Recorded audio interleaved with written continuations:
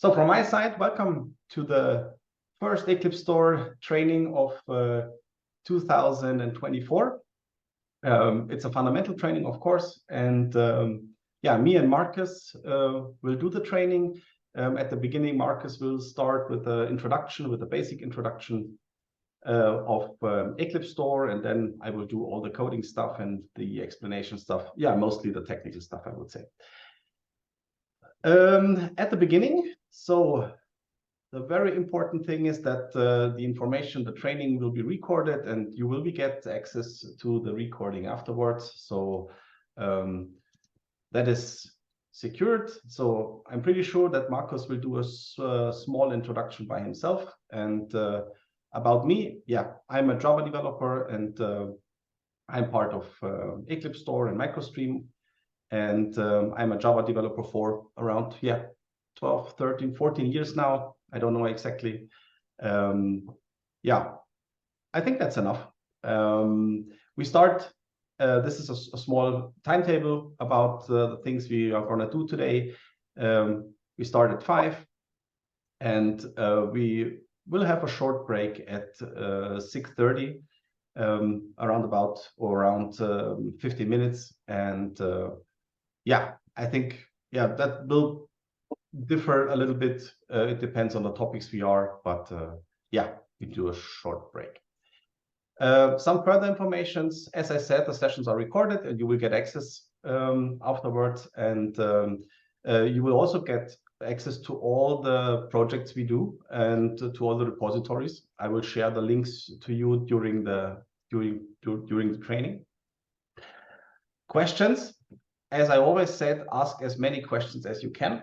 So this is why we are here, and just type it down in the chat, and yeah, I will read it during the training, and when it's time, then I will answer it. Some links I want to share for now. So there are 3 important links for you. The first one is the basic EclipseStore repository, where you can find the framework itself. Then the second one is a repository for all the examples that exists based on EclipseStore. You should find out, or you should try this out. There are a lot of interesting stuff there. And the third one, this is a special one for all of you. They are already started with MicroStream, and they want to migrate to EclipseStore. This is the part where you can see what to do when you want to do the change or to migrate from MicroStream. There is a small storage migrator in place, and just follow the introduction on that page, and yeah, that will work quite well. Then this is the link to the basic EclipseStore documentation. We will go through that during the training a little bit. So I will share that to you later also. And there are a lot of training examples, and you can find that on my GitHub account, especially all the projects which are used within the training. You find it on my GitHub account. Okay, last but not least, there is a certificate you will get, and we changed that a little bit. In the past, we sent the certificates, but now that has changed, and you will find the certificate directly on our cloud front end. So just visit cloud.microstream.one, and there is one small part on the left. You can click on certificates, and then you will see your certificates, and then you are able to download it or to print it. That is totally up to you. There is one important thing. You have to register on that front end with your email address, which is the same that you take part here to the training. So that's important. If there are some changes, just let me know. Then I will add your email address to that, and if there are any problems, just let me know. So okay, so let's move on. Let's go through the topic. As I explained, we start with a EclipseStore introduction by Marcus. Then I step in with a quick demonstration. This is the part where you still can lean back and just enjoy and listen and see what happened. And the next step is a step-by-step configuration. And this is the part where you can start to code with me along. So that's, we could do this together. I will do this step by step and quite slow, that you will able to understand everything about EclipseStore. Then we want to talk about the CRUD operations to store things, load and update, and so on. Another, in my opinion, important part of the training is the introduction to a proper data model. That's always quite difficult to explain. There are a lot of people asking questions about what about migration from a relational database, for example, to EclipseStore, and or how should I create a data model? Or also some people that say, okay, EclipseStore seems to be quite slow. Why is that? So we are adding 50,000 rows per second to EclipseStore, and EclipseStore is going slower and slower. And what is the reason for that? And in that specific case, we have to talk about the data model. And in most of the cases, we could solve that with creating a proper data model fitting to your needs. And therefore, it's an important topic, I would say. We also have to talk about querying. And the reason for that, or we mostly used the JavaStreams API, but some of you didn't use this Streams API so far. So let me talk a little bit about that. This is, yeah, I would say Java basic stuff. And also an important one, and the last one for today, is lazy loading. So some of you might say, okay, is that possible to have all the data within the RAM, or is it necessary to have that, or how to handle that? And lazy loading gives you the opportunity to keep data on the hard disk if you want, in the case that this data is not that important to have it in a high-speed way, I would say. Okay, and last but not least, if there is enough time, I will show you the page. I already talked about the migration from MicroStream to EclipseStore. Yeah, and that's it, I would say, for today. Okay, so let's move on. So I'm done so far. So I will hand over to Marcus. Marcus, are you there? Thank you, Christian. And hello, everybody, and welcome to our fundamentals training for today. It's the first training in 2024. And I have prepared a small introduction to EclipseStore. So we talk about the functional principle. So some basics you should know about EclipseStore, how it works. And if you have any questions, please interrupt me. You can use your microphone, or you can use the chat. I will talk about the functional principle, and Christian will later on show the code for all of that. So with EclipseStore, we talk about persistence. We talk about database-less data processing, which means data processing without the need of using a database. And the promise is data processing with the EclipseStore is up to 1000x faster. It saves more than 90% database costs in the cloud, and it's even much simpler to implement in comparison to traditional database systems. And of course, it is not a relational database. It's not a database at all. And so we talk about NoSQL, which means there are differences. So there are a lot of differences in comparison to a relational database.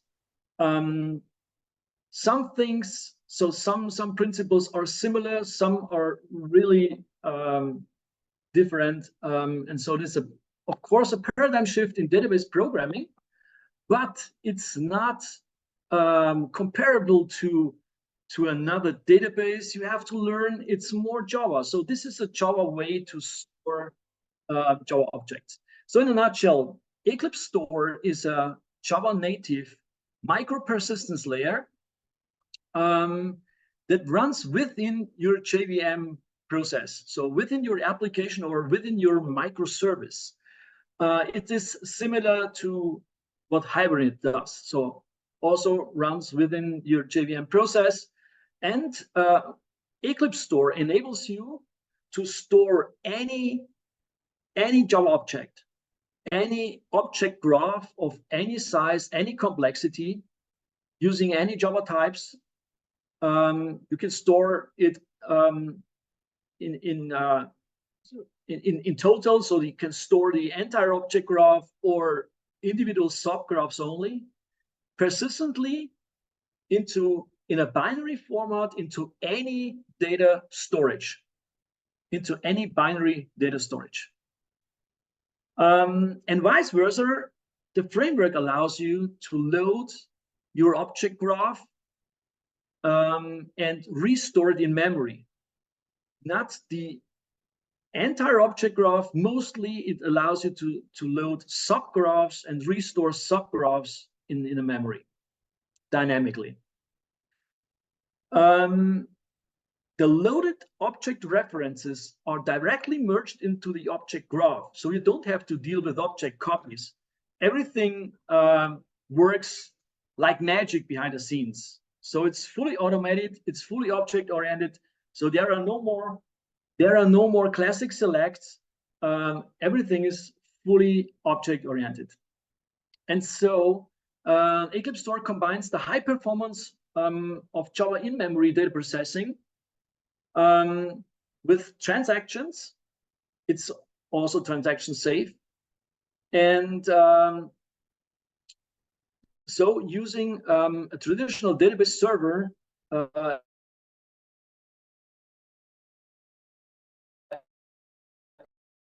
is not mandatory. So there is no comes with three major benefits. High performance, I mentioned already. So up to 1000x faster queries, lowest data storage costs in the cloud, and simple implementation. And the entire framework is open source. So the code is open source under the EPL, the Eclipse Public License. And so you can use it for commercial purpose. Also, you can use it for building closed source application, using it in your company. That is not a problem. The code is available on GitHub. And the EclipseStore project is actually split into two projects. There is Eclipse Serializer, which is also a new Eclipse project. Eclipse Serializer is the core of EclipseStore. On top of that, we also work on a standard. So EclipseStore, or the functional principle of EclipseStore, should become now a standard similar to the JPA standard.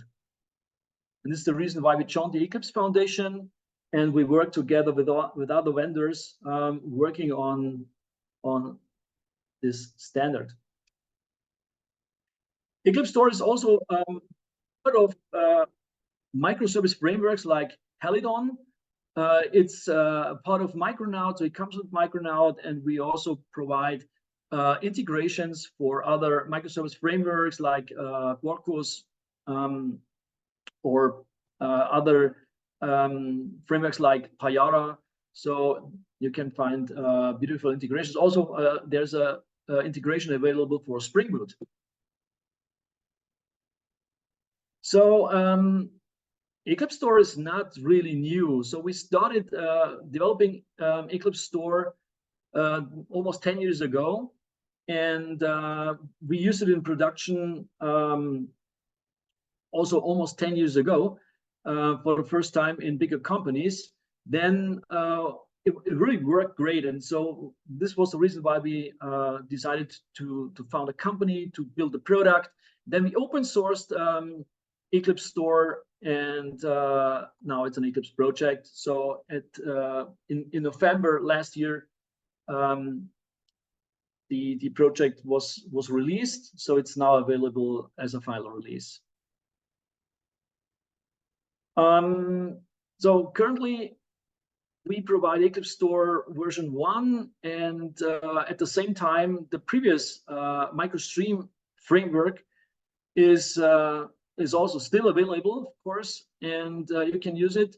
But we now we stopped the further development of MicroStream framework, so we really work only on EclipseStore, and the next release is coming in, I guess, in January, the next update. And every single year, major update is scheduled. This is the rough timeline and roadmap. And again, here, the big picture, it should become standard. EclipseStore will become the reference implementation. And then there is also a solution for building distributed application. This is not part of the open source project. This is a commercial extension. We'll talk about later on about building distributed applications with the EclipseStore. Database development with Java. So why Java in memory computing? So Java is very fast. It's extremely fast. So everything that is built in Java and it's executed in memory, it's really extremely fast because of a great just-in-time compiler. So Brian Götz, he said at the DevOps conference last year that the JVM is even able to outperform C programs. So with our JIT compiler, we can be also even faster than C, and this is really great. So we talk about microsecond response time, or when we talk about the response time of a Java program running in a memory, or even faster, sometimes nanoseconds. And in Java, we have a great data structure. We have the perfect data structure because we can deal with any data structure. We have Java objects, we have object graphs, and we can deal with all Java types. So we can process single values, we can deal with lists, we can create complex object graph with circular references. We can deal with documents. We can use JSON, for instance, and also with vectors. So vectors are very popular these days because of AI, machine learning. So this is not a problem for Java developers because everything is possible. We have libraries for almost everything. So Java Object Graph is a multi-model data structure, and this is much more powerful than database data structures because the database data structures, they are limited. They are built for a specific use case, and this is the reason why they are why the databases are built for a specific use case and they are suited for specific use cases. For instance, if you use a graph database, it's great for, or it should be great for complex data. But if you deal with sensor data, a graph database is obviously not suited, and vice versa. If you deal with sensor data, probably a graph database is not the best choice. So, and other databases, they have decided, or the vendors have decided to use document structure like JSON. And if you have complex object structure with circular references, JSON might be not the best choice. But in Java, as I mentioned, we can deal with everything. Everything is possible. Everything is great. So, and Java provides also a great query language. With the JavaStreams API, it's fully object-oriented. It's really powerful. You can search and filter on object graphs, and you can really search huge object graphs with terabyte data in memory, complex object structure, and searching and filtering will take mostly not longer than microseconds. in comparison to SQL queries, we talk about milliseconds. So, and here's the factor is up to 1000x faster when we are able to use Java in memory.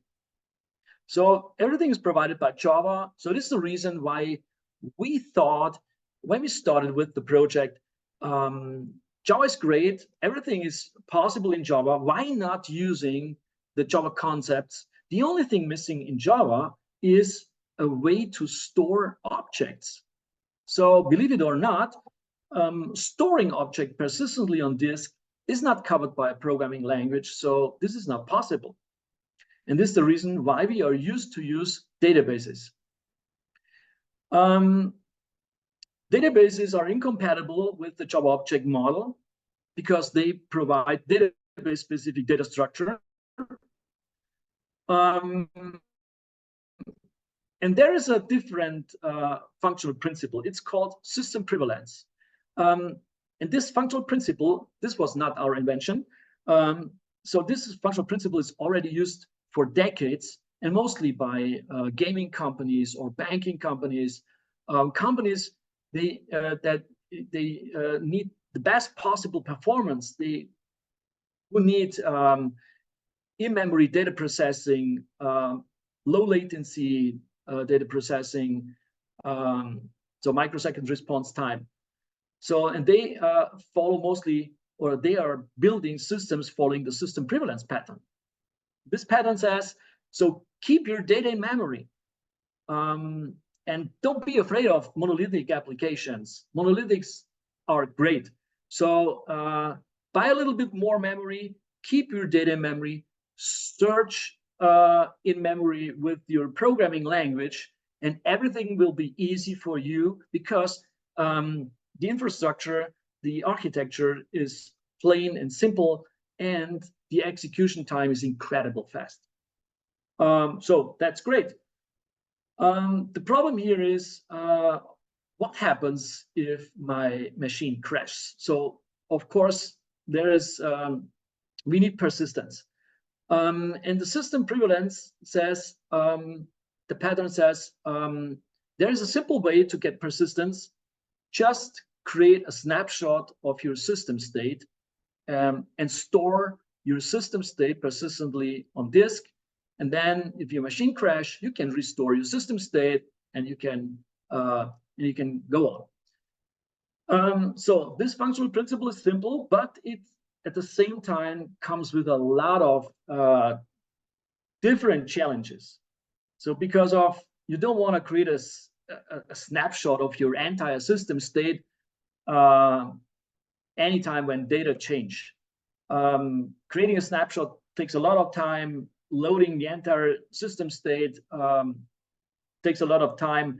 This do not fit with microservice, with the microservice philosophy, because microservices should start fast in milliseconds, and there are no transactions as we are used to use. And what happens actually if my classes change? So a lot of challenges. And with EclipseStore, we have solved all of these challenges and all of these disadvantages. And now we have a framework for using this this great pattern in a way that it can be really used in practice for production, for applications you use in production. How does this work? So here is an architecture of an application or a microservice written in Java. We have some objects here in memory, and we have a local cache, we have a JVM, and here we can see we have a layer like Hibernate for object relational mapping, because this is a traditional way to store objects in a database. And we have a data storage like a relational database.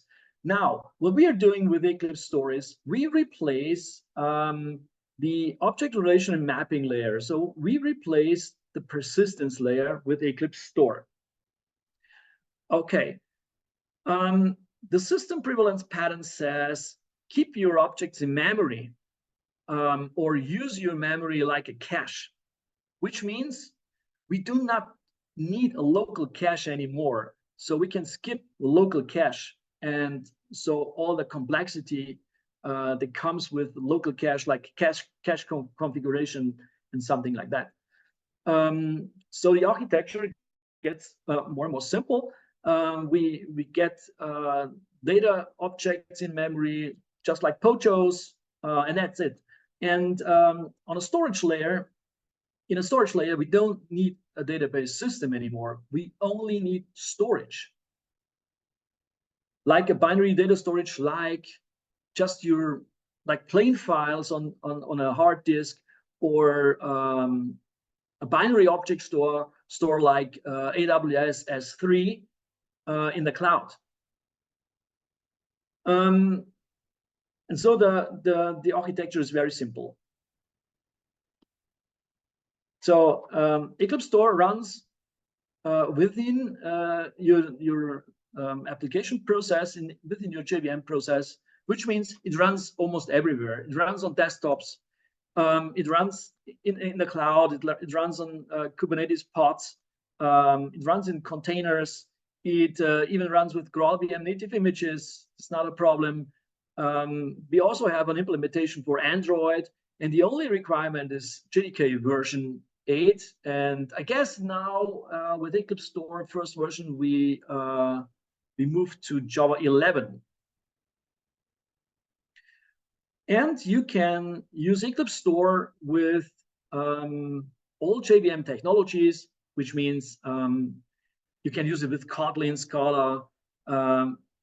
I mentioned already, we have an implementation for Android, and you can use it with GraalVM native images. And it's suited actually for almost all use cases. So you can use it for microservices that have to store data. You can use it even with serverless function. So it even works with lambdas, only with 500 megabyte memory. Of course, it works great with monolithic applications. And I mentioned already, Android is also a use case. It runs on all mobile, edge, and embedded devices running on Android. And here we have some supported storage targets.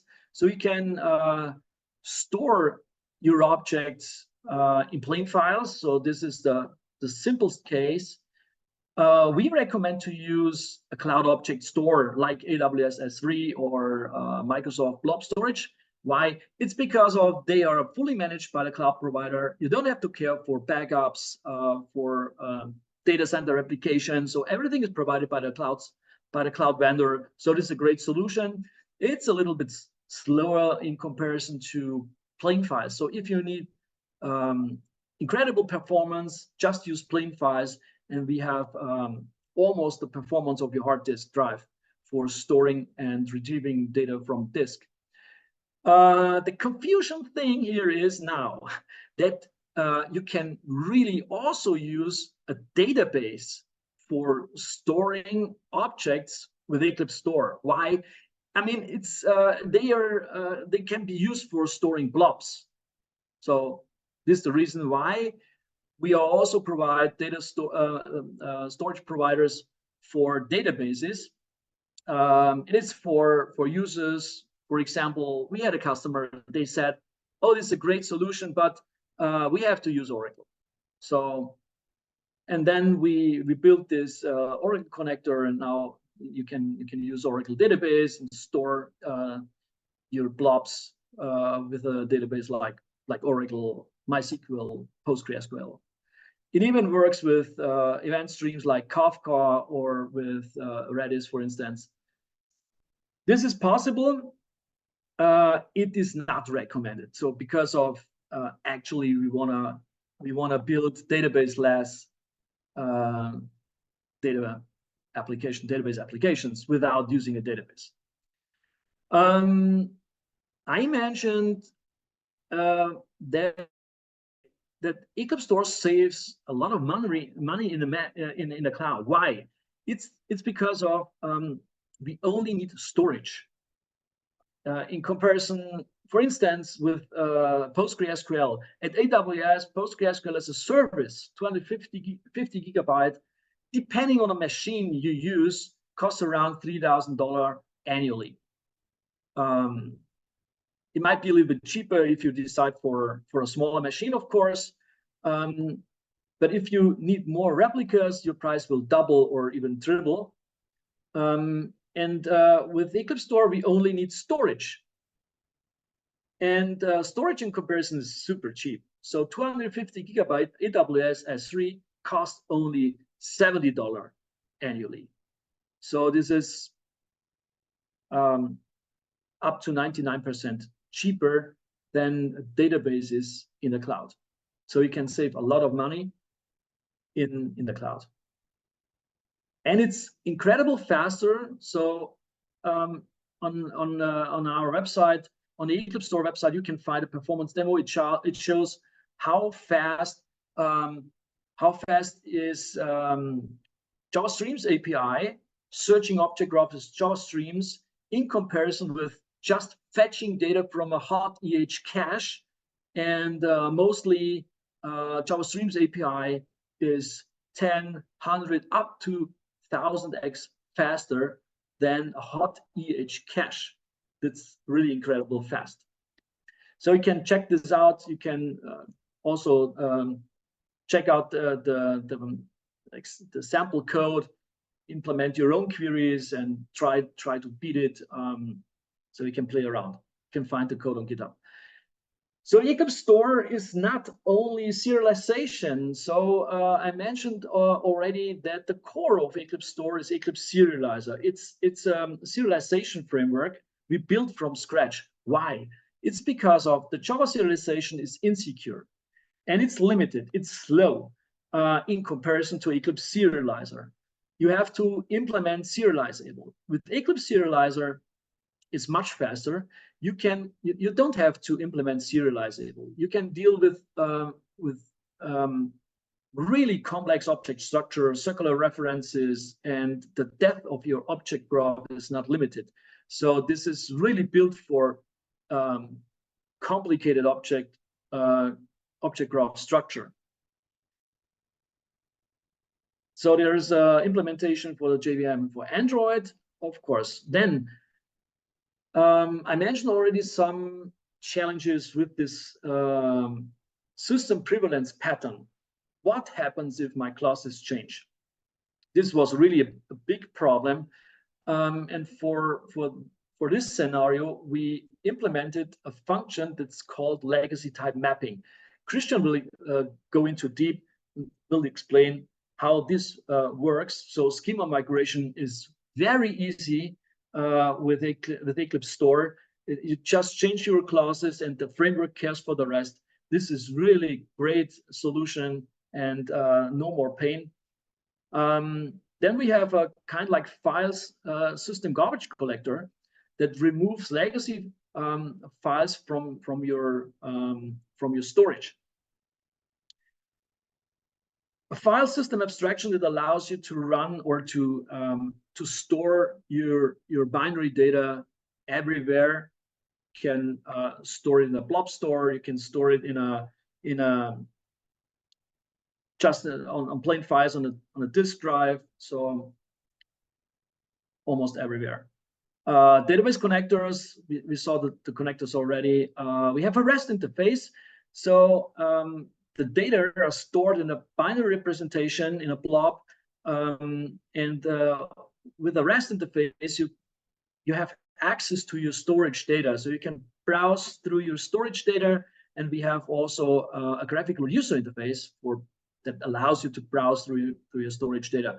You can export your storage data. So there's a CSV export. So EclipseStore is really open system. You can get out your data at any time very easily.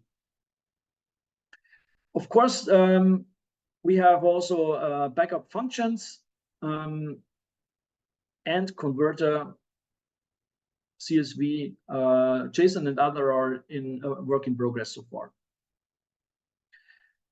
And we have an extension for building distributed applications.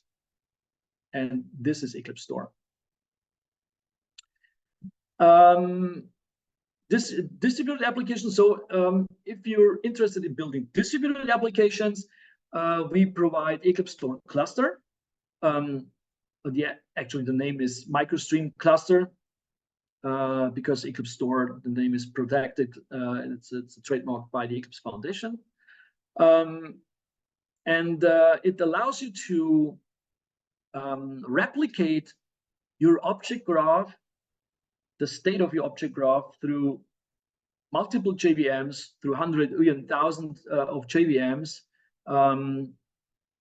And so each store is, all stores will be distributed through the whole EclipseStore cluster. And this concept allows you to build distributed applications, distributed microservices to scale your application horizontally in the cloud or on premise, of course. Here we talk about, so we keep data memory, which means we have state. So we are talking about stateful applications, but I also mentioned already serverless functions. So if you want to build stateless serverless apps or microservices, this is also possible. Then you can use your EclipseStore cluster as a data provider, just similar to a database server, and with your stateless applications or microservices, serverless functions, you can have access to the EclipseStore cluster via REST or GraphQL. This is also a common use case, very easy to use. The performance will be lower, of course, because of now we have wire in between.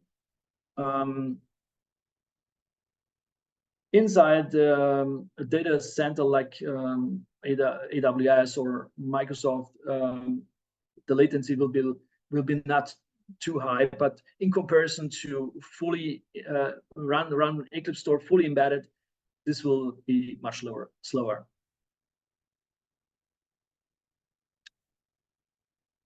Okay, functional principle. How does EclipseStore basically works? So Christian said it's very important to build a suited object model.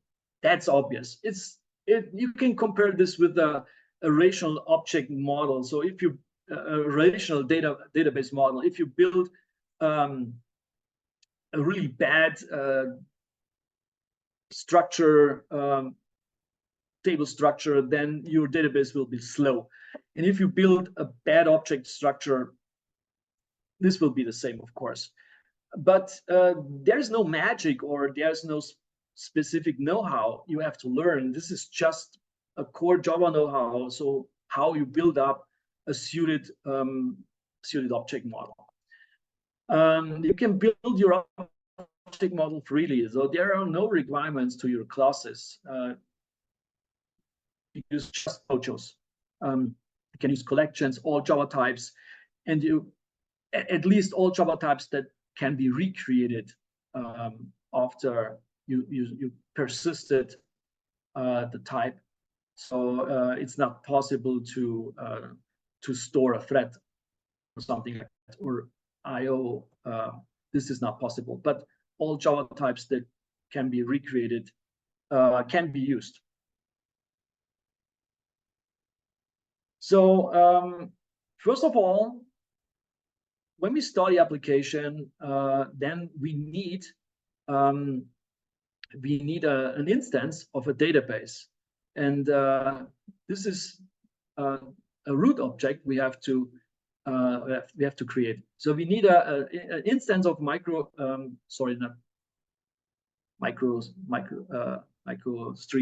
We talk about EclipseStore obviously. So an instance of EclipseStore database, a root object, and this is a little bit similar to a Java Swing tree.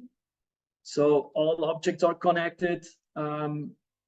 And at the same time, we need an instance of a storage target, so a binary data storage. This is very easy to create. And then we can add objects. So now we can add objects to our root object, and when we store the object, the changes of in the object graph are stored persistently on disk. So EclipseStore, we create a binary representation of the changes in your object graph, and we'll create a new binary file in your file storage. So let's add some more objects. And the only thing we have to do is we have to call a store method. So this is really the only thing you have to do, because our vision was a fully automated storage. But this is actually not really possible in practice. It's because of if you change objects in memory, there can be so many side effects. So you have to decide what objects you want to store, which objects you want to store, and when you want to store an object or object reference. And EclipseStore will care best. So we add some more, so we call store method. So we have another binary file in our storage. We add some more objects, we store the objects, and so on. So we create another binary files, and they are stored in file storage. So if we call a store method 10,000 times, then we will have 10,000 new binary files in our file storage. This is not a problem because we have a garbage collector working on a file base, and this file garbage collector will reorganize your storage all the time, so constantly behind the scenes, and keep the storage small. It's similar when we change objects. When we change objects on the object graph, then we have to call the same store method, and then another binary file is created. So even when we change objects, then we will create another binary. So we never overwrite data in a file storage. What happens when we start an application? When we start an application, then EclipseStore will load the entire object graph in the memory. But EclipseStore only loads the object IDs. So only object IDs will be loaded initially to start your system. No data will be loaded. So you can define your object as eager or as lazy. If you do nothing, your objects will be eager, and MicroStream will load data as well. If you define your classes as lazy, MicroStream will only load the object ID. Then we have a representation of our entire object graph in a memory, and then it's very easy. It's object oriented. You just have to call a get method, and EclipseStore will load the object from disk and will merge the object reference into your object graph. So this works like magic behind the scenes. If an object is already in memory, you will get it from the JVM. If the object is not in memory, EclipseStore will retrieve it from disk, and so on. Lazy loading, I mentioned lazy loading already. This is very easy to use. You just have to mark your classes as lazy, and that's it. And when we store objects, by the way, then all store operations, when EclipseStore creates a binary file, then this operation, this IO operation, is all atomic, all or nothing operation. This is transaction safe. We have a transaction journal, and so you can be for sure that it's always full consistent. So our storage is always full consistent. And when we load data, just call getter, and then the engine will load the object reference in the memory. Lazy loading allows you also to use small memory size. As I mentioned, it works even with Lambdas, 500 megabyte, even if you have a 50 gigabyte database. So this will basically work. Of course, there's a lot of more I/O operations behind the scenes. And so this will slow down your application, of course. So the more memory you have, the better it is, definitely. But it's not mandatory to load the entire database into memory. This is very important to mention. All right, so searching, filtering with JavaStream's API. This is common core Java stuff.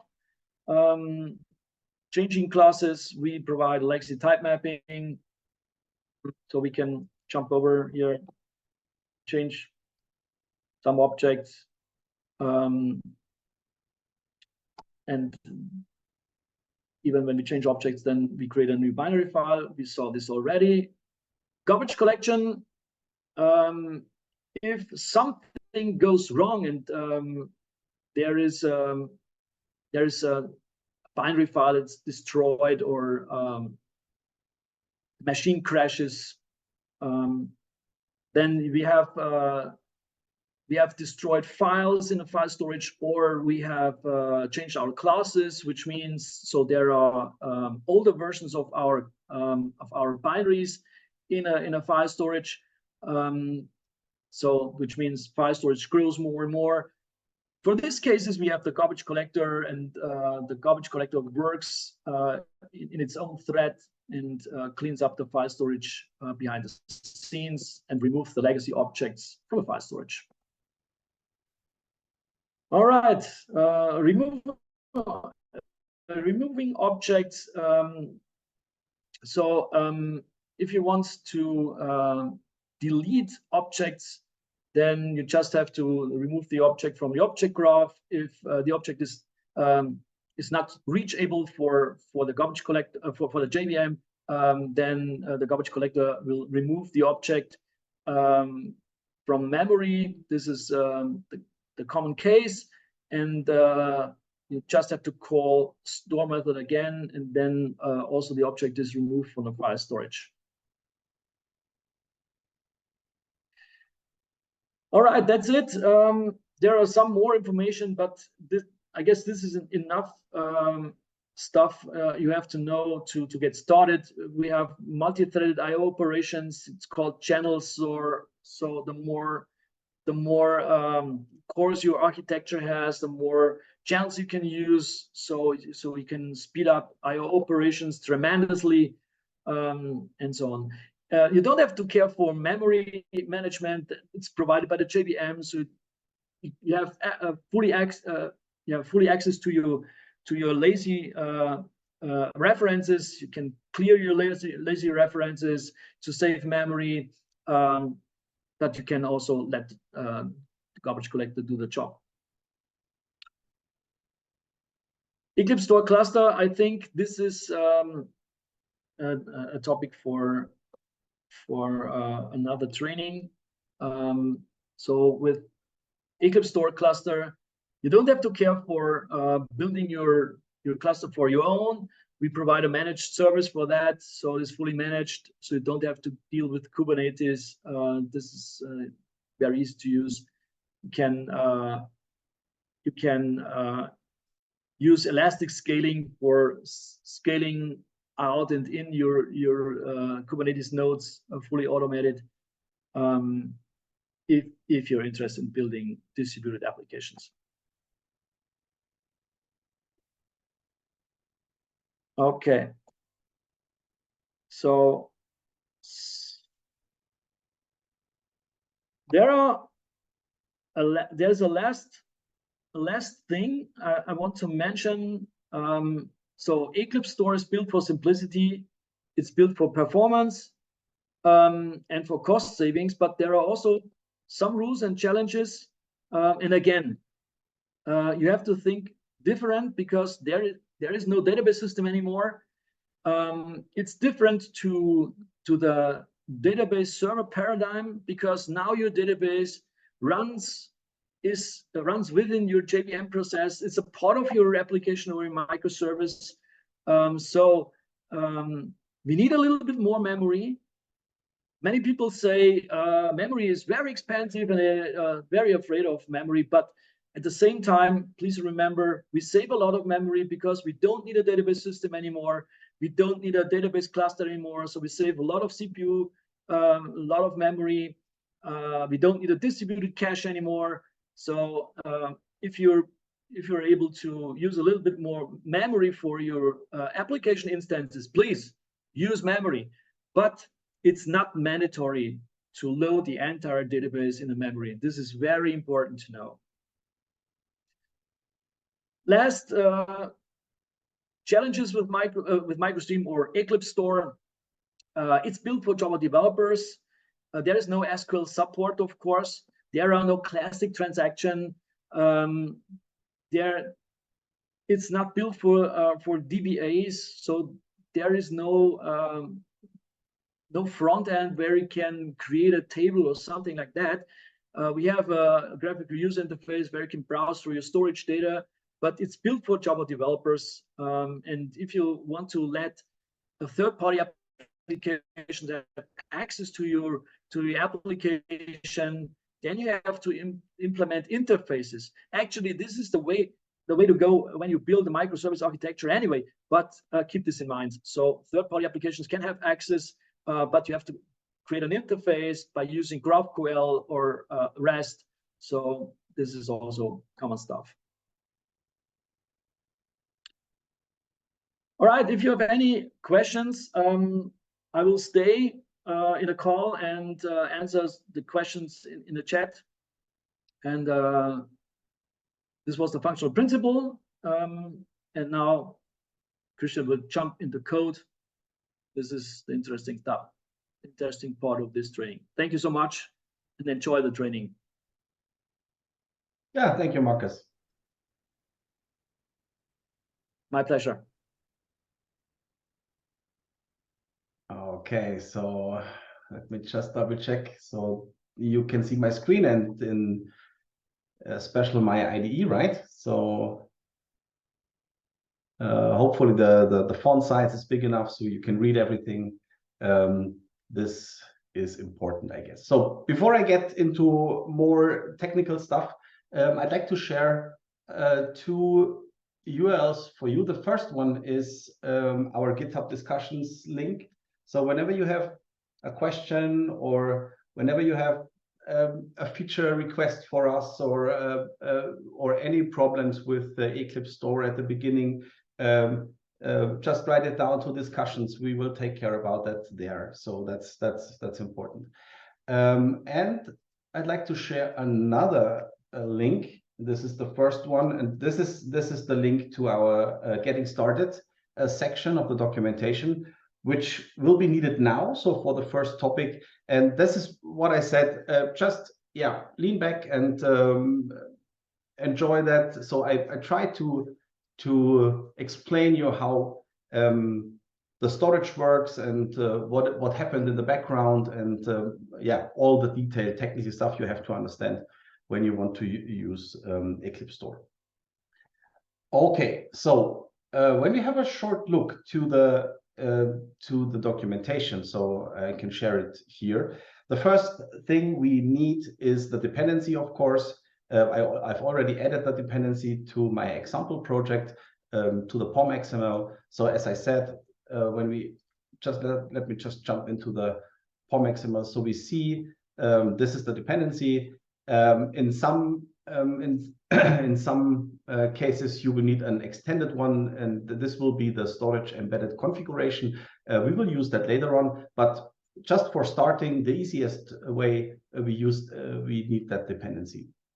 Okay, so when we go more in detail to the example which is provided within the documentation, we see that there is one line, and this is that one, or this one. It's the embedded storage.start. That is, yeah, kind of like to start up the database. And yeah, at the beginning, this is all you need. So as you can see here, I call the start method, and I keep the instance of the storage manager. This instance represents one instance of the storage, and you could have multiple instances of a storage of different storage managers within your project. So there are often people ask, is it possible to have multiple storage managers within one application for any reason? I don't know. But and a second question is, can we have multiple routes? And routes is the next step I want to talk about. So we need one specific object on top of the storage, which is the entrance object. I would call this the entrance to our object graph. So that means, and this could be any object, any Java object. And within the documentation, this sometimes it's a little bit confusing because we use stuff like this. We call storage manager dot set root. And within the documentation, we do this hello world. So that seems sometimes a little bit confusing because you might say, okay, now I'm able to store one single string within the storage, and how does it work? I thought it is a database, and how could I store multiple objects? But yeah, you have to keep in mind this is just a simple example, and it says, okay, it doesn't matter what kind of object. It could be a string, it could be an integer, and it could be a complex POJO which is created by you. So okay, let's say hello world, and I added this, and I have to store this. The point is, as long as we're working on the object graph within the RAM, right? So we use our object as they are, and we need to call a store method to ensure the persistence of the object itself. So in that specific case, we set the roots, right? So we set the string, and we have to store the root. And there is one method which can be used to store the root object itself. It's like kind of like a shortcut method, and I would say you should not use this method outside an easy example like this. So this is a shortcut method. I will explain you why that is the case later on, but let's use it for now. Okay, store root, and yeah, down here we see a shutdown method, and yeah, this ensures that the storage will shut down and the program is over. Yeah, let's do this. Let's start this this small main example, and let's see what happens. So you see there is some stuff going on down there, and at the end we see storage channel stopped, and everything is working as expected.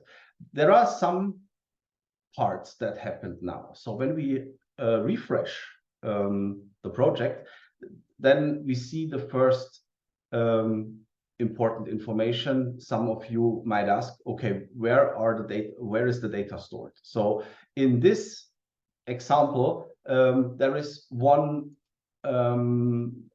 directory created, which is called storage, directly within your project.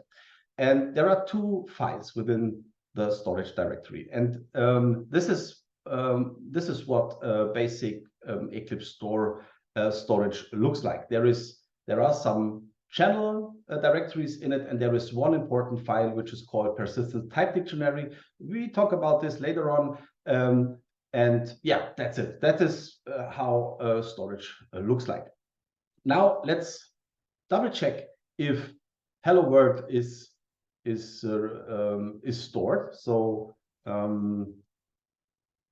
let me just print out the root. So let's say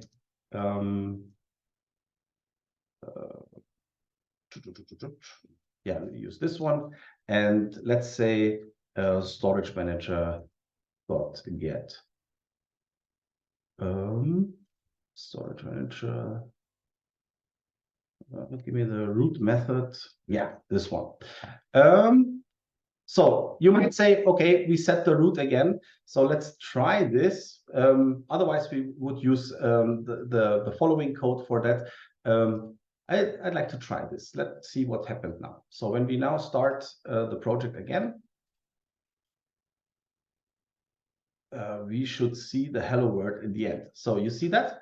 Here is the hello world. And we see that even without we adding this, that means the storage manager automatically knows, okay, there is no configuration about the URL of the hard disk where to store so that means that there must be a storage right here, and he loads and the storage loads the data automatically from hard disk. That means that's a really basic example of how EclipseStore works. Let's move on. Let's make it a little bit more complex. So we don't need this anymore, and let's create an object. And in my case, I use an object which is called my company. So we don't need this. It's just an empty one. It's just an empty class. And we initialize one instance of that. And then we use the second line, which is the line we already knew. It's the embedded storage.start, and I hand over the my company instance directly to the start, and the second point is the path where the data should go. So that means for now we have the storage here, and this is not necessary anymore. We don't need it, but we keep it in place. And now I say, okay, add it or write it down to a data folder. So let's create a data folder and add the data there. Then we need two additional lines. It's a customer, which is also already there. So I created a really straightforward customer Pojo, which consists of a mail, name, first name, and age. And this is really straightforward stuff, Java stuff. And let me do the import. Okay. And now I need a place where to store those customers because I have multiple ones. So, and I need any structure to store them. And this was the reason why, let me just go back. I have a list of customers within my company. And this is the point where people ask, okay, can I have multiple routes in one storage? Yes, it's possible, basically. But most of the time, it makes more sense to use one root object and to handle those multiple stuff within the company itself. That means we have multiple customers here. We could have multiple stores, for example, whatever. So it's totally up to you to create a structure which fits best for your needs. So in that specific case, I created a list of customers. We need one get method, and that's it. So let's jump back to the main method. So I created two customers, and of course, what I have to do is I have to go to my company object, say, give me the customers collection, and I want to add a customer. This is really, yeah, I would say straightforward Java. There's nothing special. And this is also the reason why we always said using EclipseStore is like programming directly with the RAM of, and EclipseStore takes care about to store the data somewhere. So I would say, okay, so we added the customer, and the first method I want to call after that is the store method. And this is where things becomes persistent. So at this specific call, EclipseStore takes care about storing the objects directly to your hard disk. And there is one very important rule within EclipseStore. You always have to store the object which has changed. So that means in that case, I changed the collection my company, right? So because I added a customer, it's a little bit different to other storage or to other database solutions, because you always call an insert method and then you call the insert based on the object itself. And within EclipseStore, it's different. You always have to store the object which has changed, or I would also say the reference holder. So you always have to store the reference holder. And this is what I've done here exactly. So I used my company get customers and I add this to the store method. Okay, so let me just double check the code. Okay, and shut down. So let's move on. Let's start this and see what happened. Oh, okay, it's like this, run as Java application. Let's store this. Okay, storage channel stopped. Everything is okay. So let's double check if there is, let's call the refresh. And you see there is the data folder and with our files and everything looks like it should. So we have the persistence type dictionary, the channel file, and so on. And now let's change that code a little bit. So let's remove the add method and also the stuff here. We don't need it anymore. And we just use a stream, and we just stream through the customers with a for each. And I said, okay, system print line get mail's name and first name, and let's see what happened when I restart this.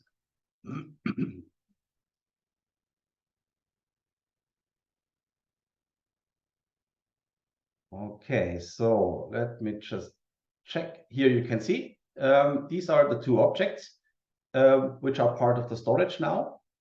And yeah, they are stored. And whenever you start the storage, it automatically loads the objects from the storage target, I would say. And as Marcus mentioned, this store target can be your hard disk. It can be an AWS S3 bucket, for example. There are many, many different possibilities to define a store target. But most of the time, and of course, in our projects within the past on our current customers, they mostly use persistent volumes, for example, within Kubernetes. They use the hard disk, and only in rare cases they use they use an AWS storage, of course, but because most of the data stays in memory, so there is no latency between AWS, the bucket itself, and the application itself, because most of the data stays in memory. And then, yeah, it makes sense to have that also on remote storage. Okay.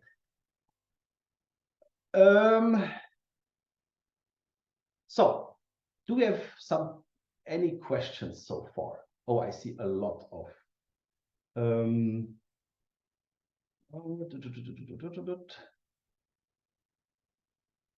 I've enough room, so let me just scroll down a little bit. Okay, I think Marcus take care about that. I'm very active, Christian. Ah? I do my best to answer the questions.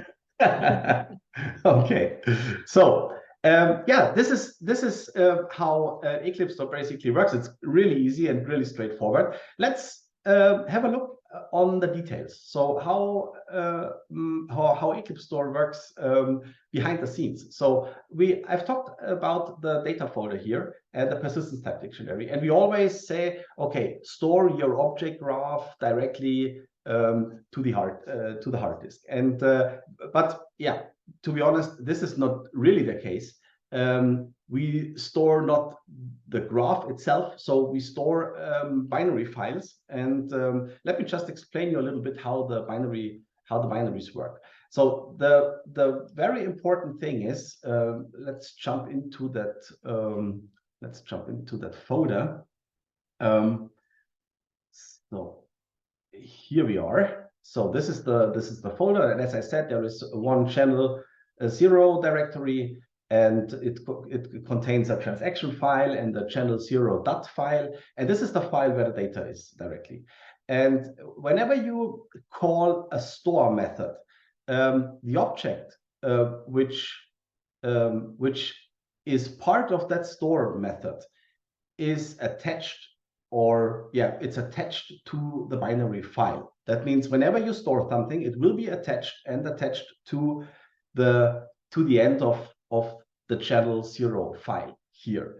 And that means the file itself grows and grows until a specific amount of data, and then a next channel file comes up, and so on. That means the storage grows more and more and more and more. So that's a problem. So therefore, we have one housekeeping process in the background, and it takes care about cleaning up that storage all the time. So let's imagine we have one object, which is a specific customer with an ID 1, for example, and we do some updates on that customer. So we change the last name, the first name, and so on.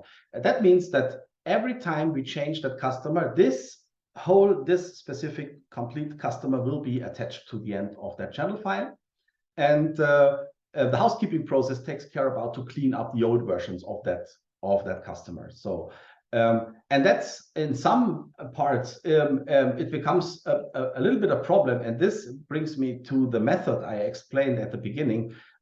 Just a second. So that brings me to the store root method. So some of you, and also in the past, some people ask, why not to use the store root method instead of using the store method on the changed object? Why not to use always the store root? The point is, when you call store root, the whole storage will be attached to the end of the file. And now you know this is not a good solution, I would say. And therefore, you always, this just for a single example or for a shortcut method, that's okay. But you should not use the store root method all the time. It makes more sense to use a method or use the store method with the object which has really changed. Okay, let's jump back to the files. Okay, here we are. Okay, there is a transaction file, but this is not a transaction file that you can use. There are some informations, but the most of the informations are informations for EclipseStore itself. So, but yeah, it's, of course, it is what it is. It is all the transactions are listed in that file for some deeper reasons within EclipseStore. Let's move on to another important file. It is the persistence type dictionary. And let me just show you what's inside that type dictionary. So here we are. You see that is the type dictionary contains every object which is part of the storage, or which could be part of the storage. And you see there is an object type ID, which is, for example, the float data type has the object type 16. And when we scroll down straight to the bottom, you will see our customer object. You see the customer object itself. It has the object type IDs 1 million, right? 1,074,000. And this is the type ID which is stored within the storage itself. So every binary part, I would say, consists of an object type ID and an object ID. And this is how objects are stored within EclipseStore, based on that two value, the type ID and the object ID. And then the objects itself are attached to the end of the storage. This is a quite important file, the type dictionary, because when you lose that, EclipseStore is no longer able to read that, to read the object, to read the elements within your storage. So But this is just for your information. You should not edit this, or this is just to know what's going on inside that storage. Okay, so any questions so far to the basic example? Let me just share you again the getting started. This is what we talked about. We talked about the root instance. This is also maybe an interesting question. In my case, I used a company object, right? So it's it could be a company object which is part of my business objects, but it's not necessary to have that. It could be also like, yeah, I could say a synthetical object, like a root object here, just one single instance of a root. Let's call it root, and let's add some more informations. And we created a database this way. This is the shortcut version. There are many more, but the explanations about how to initialize EclipseStore, it's part of the advanced training at the end. Storing data, we already talked about that.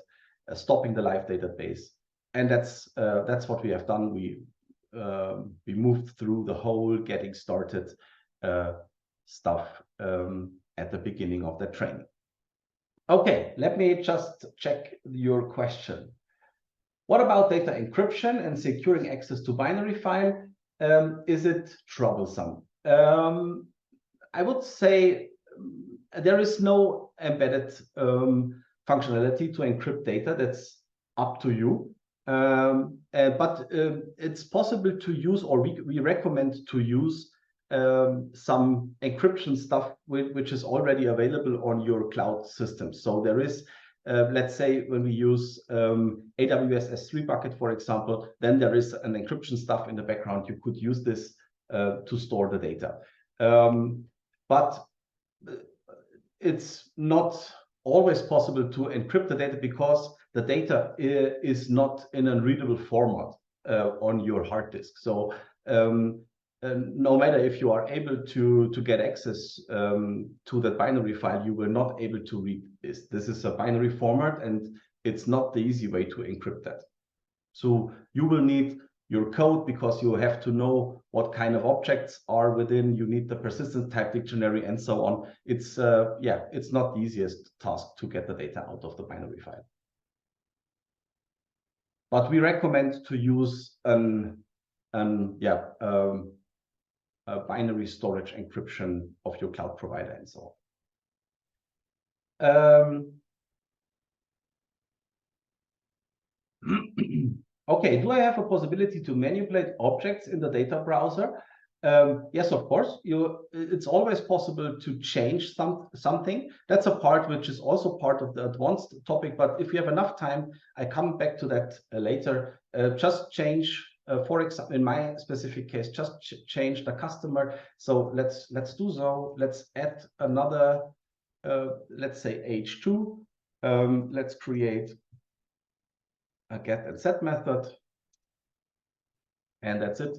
And we should be able to start this again, and EclipseStore deals with it.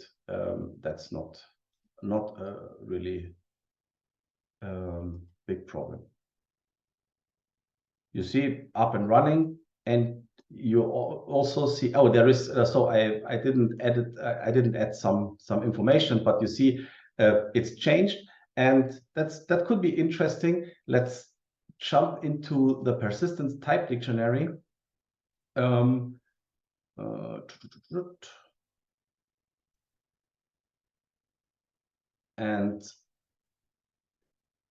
you will see that directly here. You see there is a second customer type is created. There is the first one we have already seen. It's the customer with the 74 here, and there is a second one created. It's with 76, another customer, and with the new element H2. And this is how it works basically in the background. It's kind of like a versioning. So when we change something within the class itself, most of the data stays in the old version. Whenever you touch a new one, it will be converted to the newer version, and therefore, yeah, it's working like a versioning. There are some older ones and newer ones and so on, but EclipseStore takes care about that. Everything works like a charm, I would say. But there is a lot more to know about that. Is part of the advanced training. Okay, hope that helps a little bit.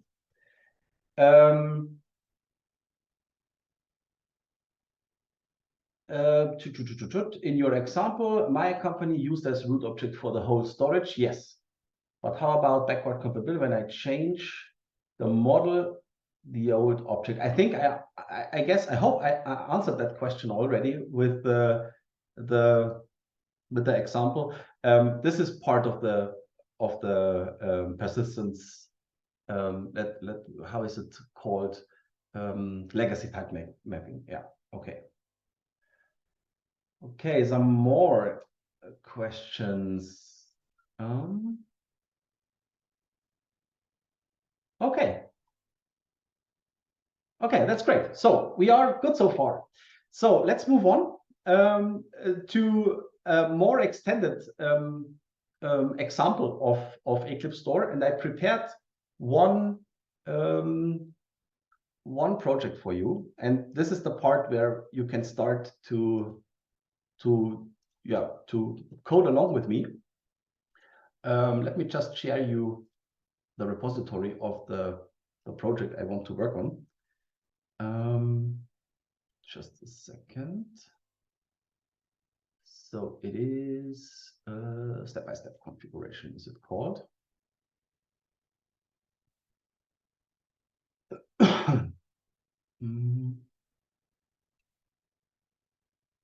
Just a second.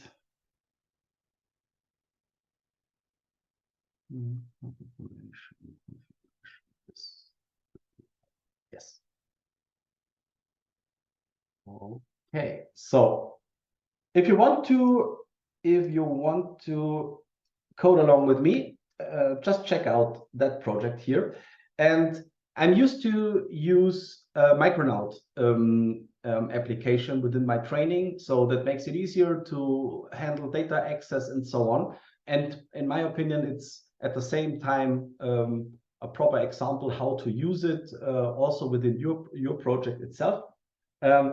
And the only thing you have to do is it's a really straightforward Micronaut project. Just check it out, and I will go through with you together, and I will explain you how to start and so on. Just use the branch. There are multiple branches on that project, and the branch that is the important ones is the step-by-step configuration one beginning. So this is the branch where we start.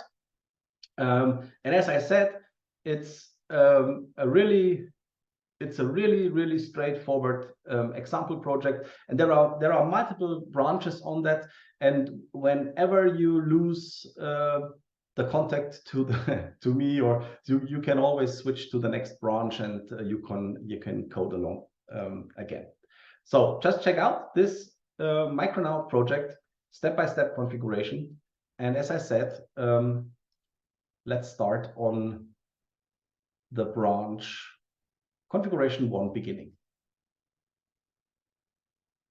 So just a short explanation to Micronaut itself.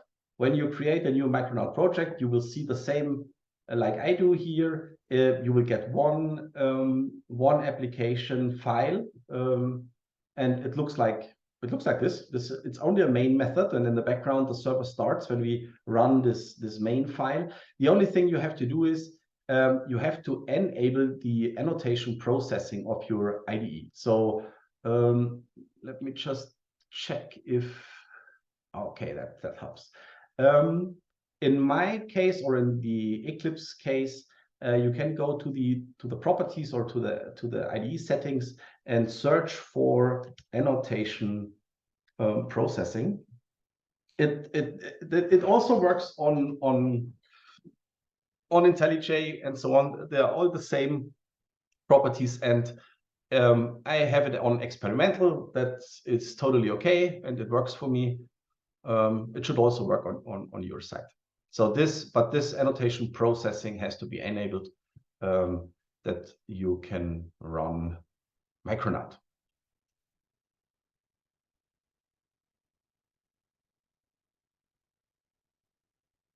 Okay, so let me just double check if everyone is on track. So if there are any problems, just ask. So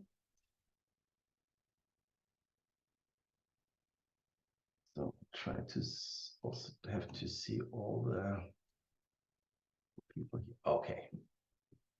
Still loading the project. Okay. Step-by-step configuration. I shared the link with you. No problem. We have enough time, and there is also enough time for your questions.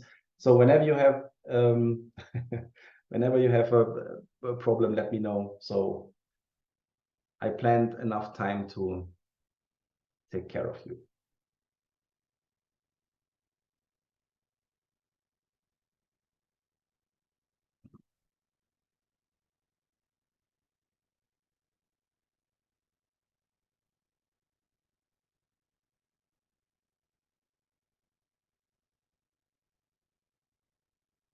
So when you loaded the object, the project, and you see that application, you can try to start it, run as Java application in my case, and you should see something like that.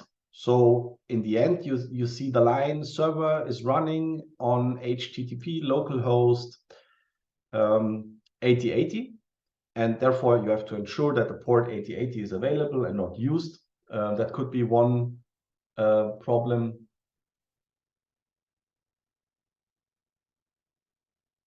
And yeah, this is working as expected. So, and when you now go to your browser, let's call localhost 8080, and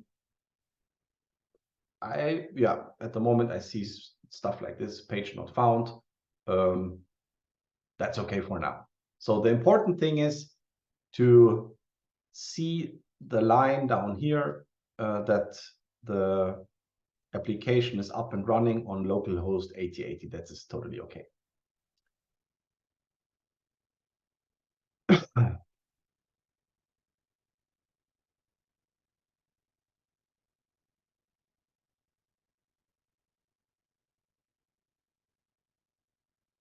Okay, and for those of you I missed the info, at which branch? The branch is step-by-step configuration 1 beginning. So this is where we start.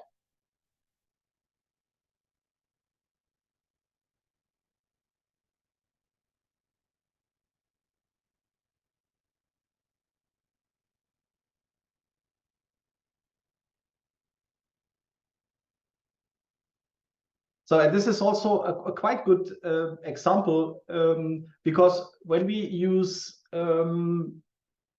EclipseStore, we mostly use EclipseStore also as a data provider, I would say. So we separate the UI from the data itself, of course. So that means Micronaut or the Micronaut application takes care about business logic and the database itself, and provides the data for the UI. This is one possibility to use it. If you want to have EclipseStore as an embedded application to your Swing application, just do it. So this is it's totally up to you.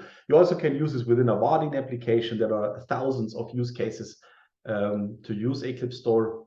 This is, in my opinion, just a good opportunity, especially for a training, because we have some REST interfaces that we can call, and we see the data, and this works quite really good, I would say. Okay. The only thing what happened within that branch is we have to add the dependency to the POM XML, and in that specific case, we add we add two dependencies. The first one is, let me just share this with you. Where we are, here we are. So the first one we need is the basic one. So the dependency storage embedded version 1.0. And this is the first one we add. EclipseStore storage embedded. And the second one, which can be found in the configuration part here, is this one. So let me just copy this. So these are the two most important, in my opinion, most important dependencies we need when we use EclipseStore. The first one is the basic dependency, and the second one is needed when we want to have some additional configurations, or when we do some additional configurations, we would need that dependency. Yeah, so these are the two important things we need.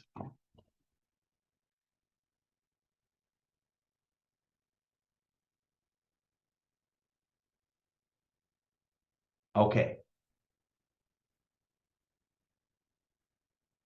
So in my opinion, you can stay on that branch and do all the changes within the same branch. And if something goes wrong, just change to the next one and everything is up and running, I would say. Just stay there and add the things together with me. So I will change the branch again and again, but you don't have to. So, okay, just adding the dependencies, and for the EclipseStore part, we are good to go for that branch. Okay, so I will jump to the next one. So we are here, just here we are. Okay, switch to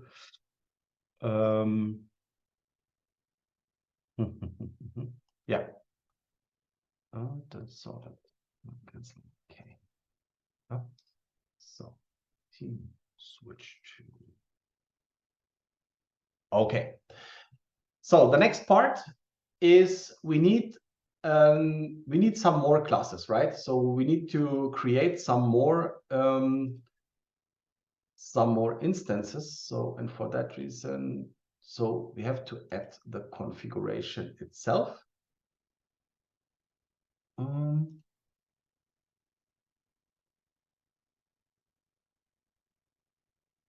Where we are, so here.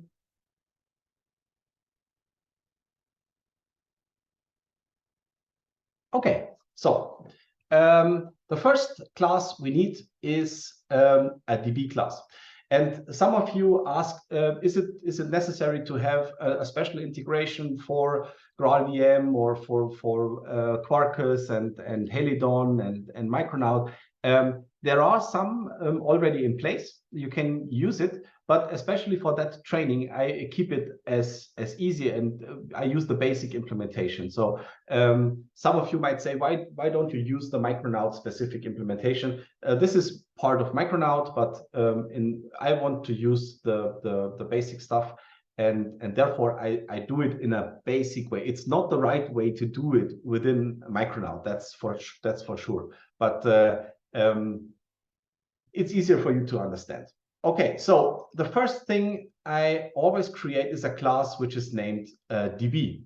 So you could name it storage and whatever else. In most of the cases, I create that class which is named DB. And in that class, I create two different objects, and you already knew that objects, and I use, sorry, so let's say public static, come on, what's wrong? So public static embedded storage manager, and let's call it storage manager. So that's the first thing. I told you that the storage manager is the important instance of the storage itself. We always need one instance of the storage manager. And there is a second object we need, and let's call it a root. So this is also, we already talked about that, public static data root.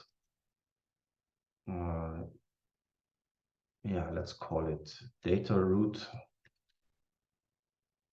and this is root. So there is no object which is with the name data root, and therefore we create one. So let's use the quick fix and create class data root. That's okay. So the class data root is created. That's okay. So for now we have two classes. One is the DB class and one is the data root. How to import the project. In my specific case, or when I check out stuff, I switch to the Git perspective of Eclipse or of Eclipse, and then I use the method up here. So clone Git repository. This is one possibility. There are many more. Then you have to choose the URL, and then you can check out the project. And at the end, when it's there, you could say right click and say import project, and you have to choose the right one. So in my case, it's the step-by-step configuration. So when I call import, this is the project itself, step-by-step configuration. But it's already imported in my case. So just choose the clone functionality up there and use the URL from GitHub, and then choose import the project itself.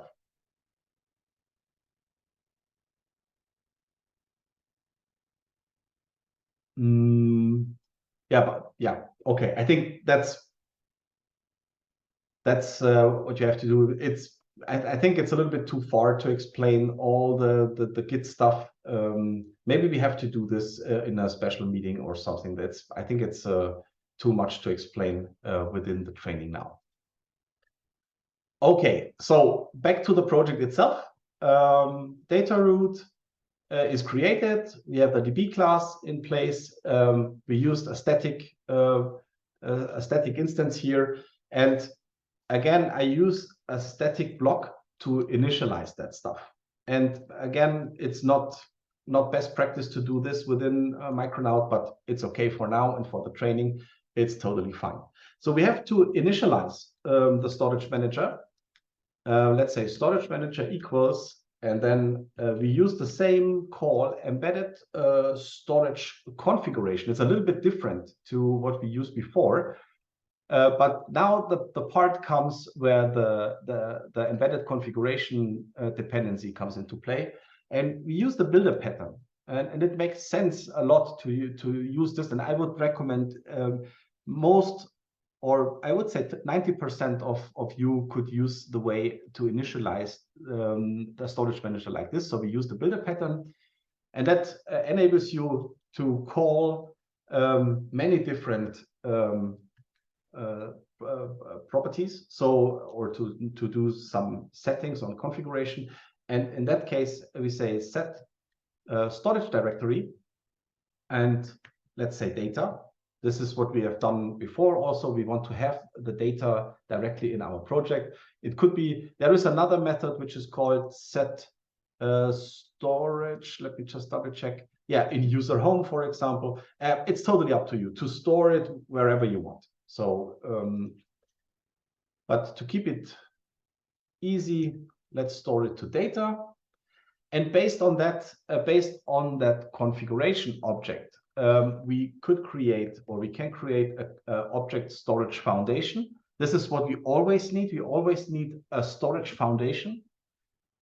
And based on that foundation, we are able to create the embedded storage manager.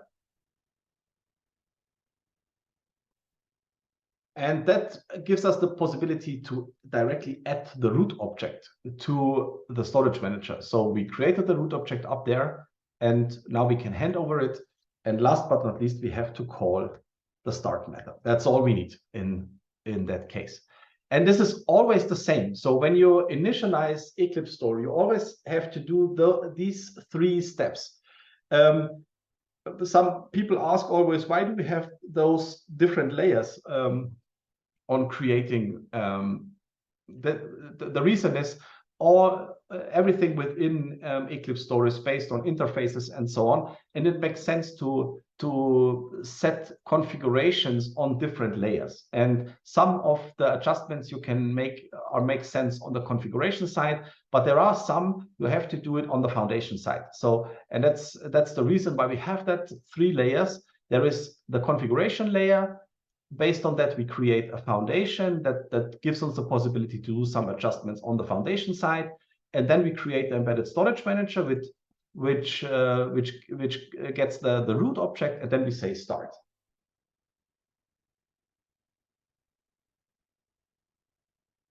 Okay, this is all we need so far.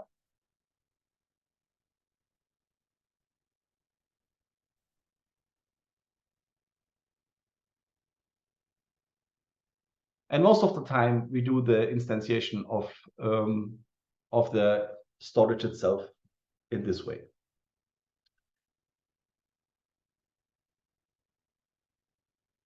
Okay, so let me just check if we create everything we need.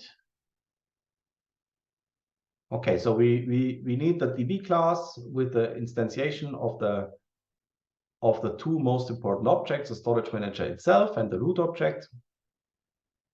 Sometimes it makes sense to create some more get and set methods to get access to the root, but in that specific point there are static objects, so that's okay. We don't need that.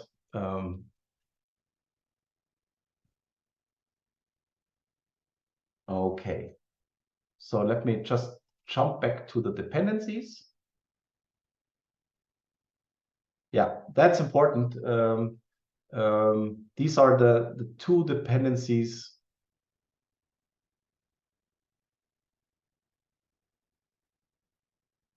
which should be part of the POM XML within the dependency part of the project itself. And then you could use the embedded storage configuration and manager, and you should have access to the API. Okay. So did you add the dependencies? Okay, good so far. So everyone is on track still?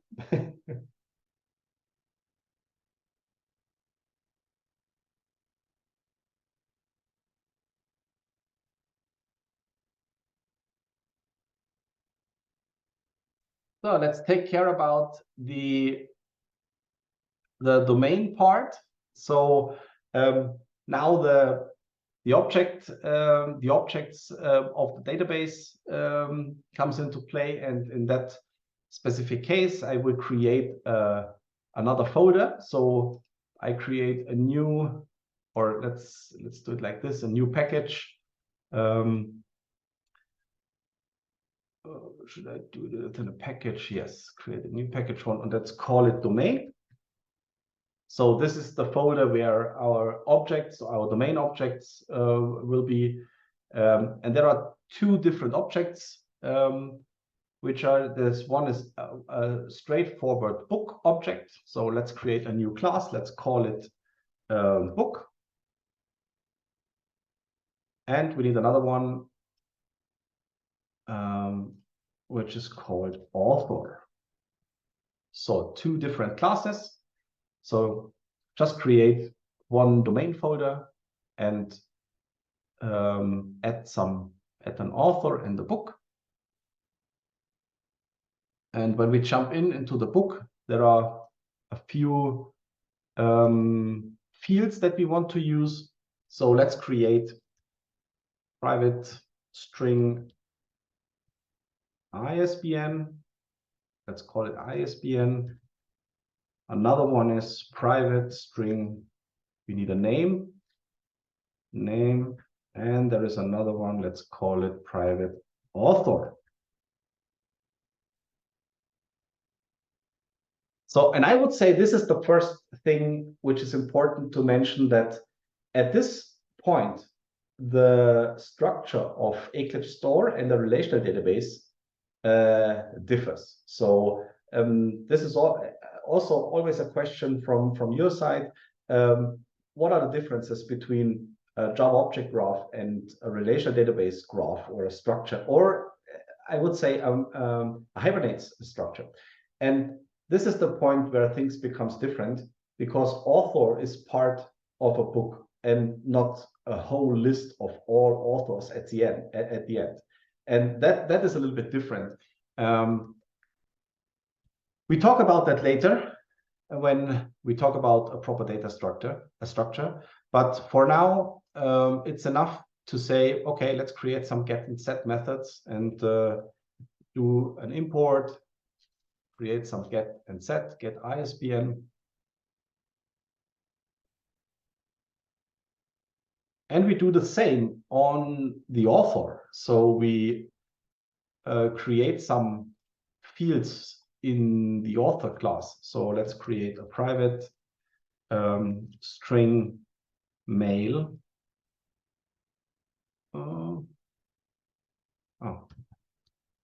Mail, and we need of course a private one. So private lowercase first name. Come on, it's a string. First name and private string last name. Get and set methods, always the same, and generate. So then that's it.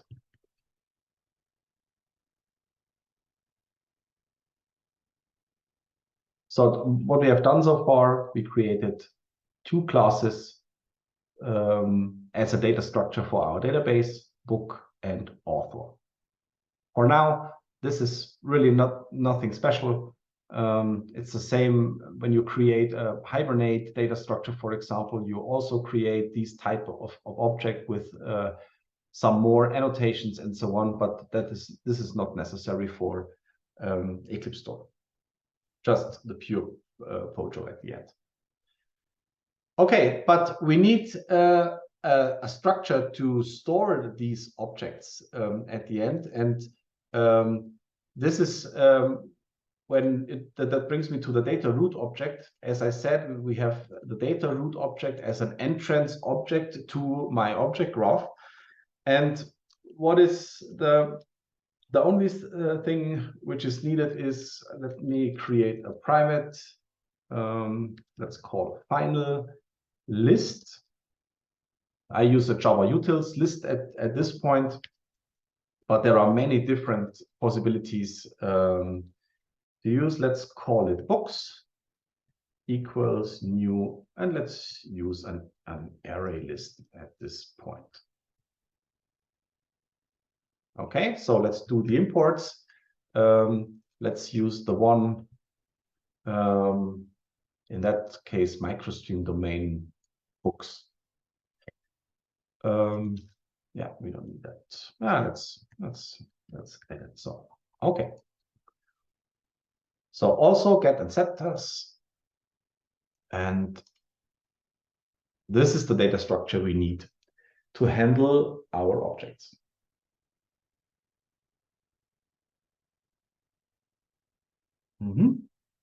Would really appreciate some Kotlin examples on your website. Any plans on this?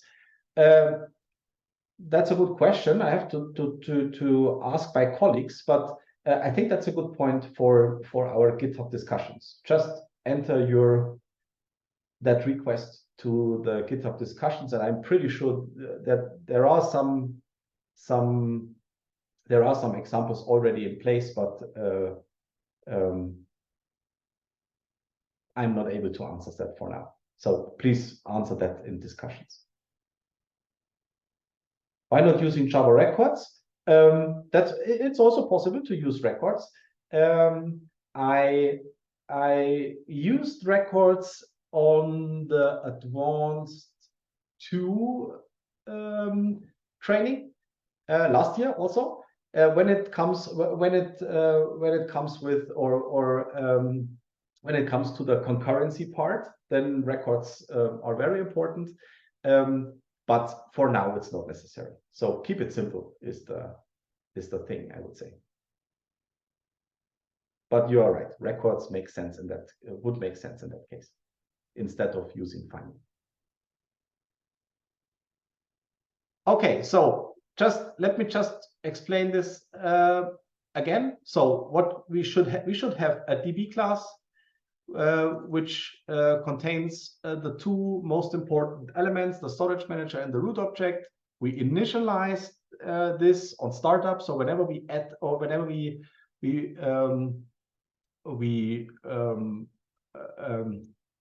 call the DB class, the static block will be initialized, and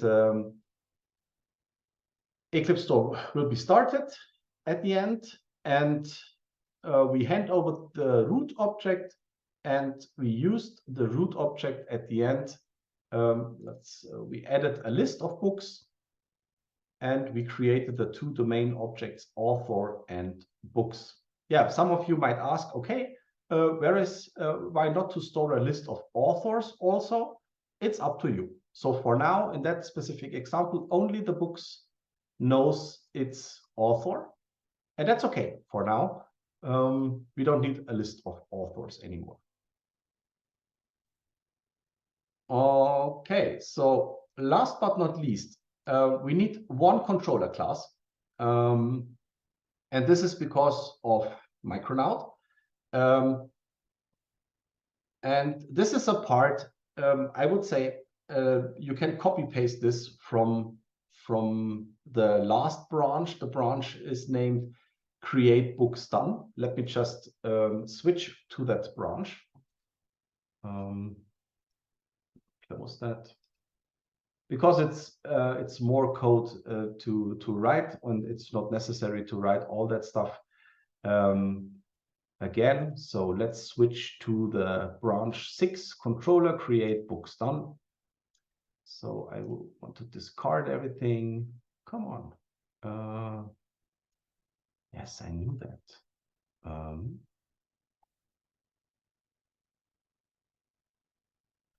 Yes, I understand. So I don't know what's wrong. And delete that. So let me just switch. Okay, here we are. So let's go through the code of the controller class. So as I said, this is a Micronaut element that creates some REST interfaces. The controller is annotated with the controller books. So whenever I call localhost .8080/books, I'm here, and within that class I created two interfaces. I would say the first one is get books. It's the get method of the books itself. So whenever I call 8080/books, I would come directly to the get books method, and this is what happened here. It returns the db.root.getBooks. So it returns the collection itself, and that's exactly what we want. And there is another one which has the /create method. So that means we have to call localhost 8080/books/create, and that brings us to the create books method. And what happened here is we created two authors and a few of books. And as you see here, we add this author to the books within the constructor.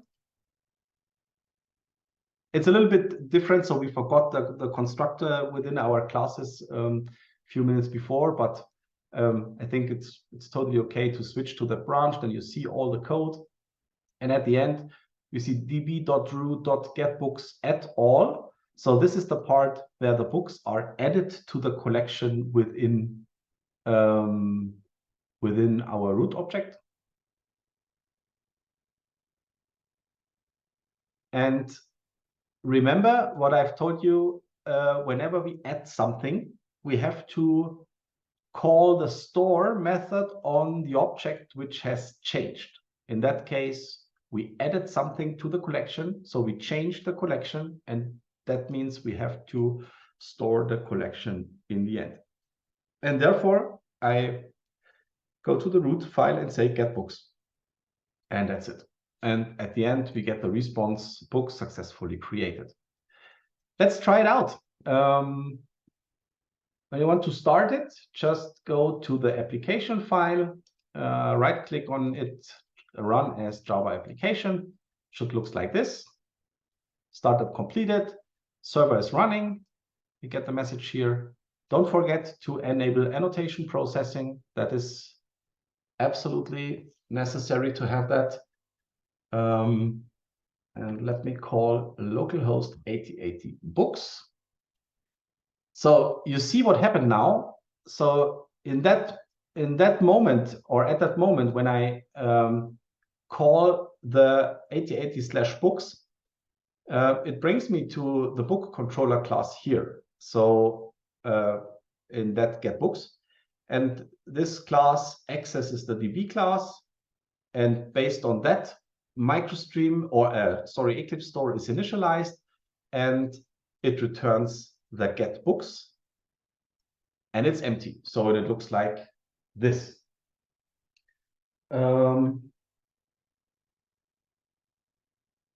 Message.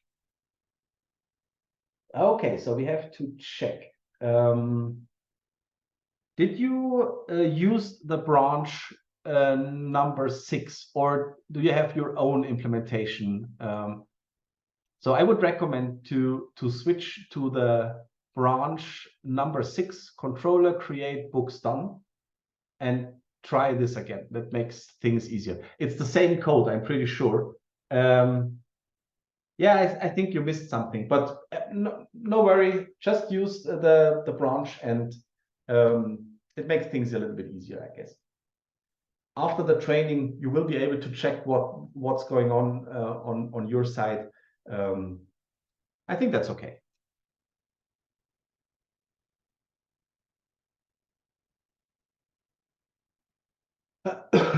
Okay, so again, I already called it. So here we are. So it's empty.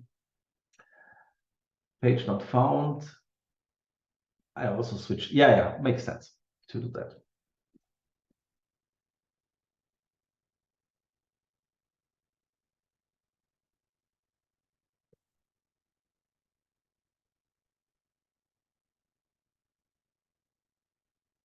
So during the time, let me use the create method here.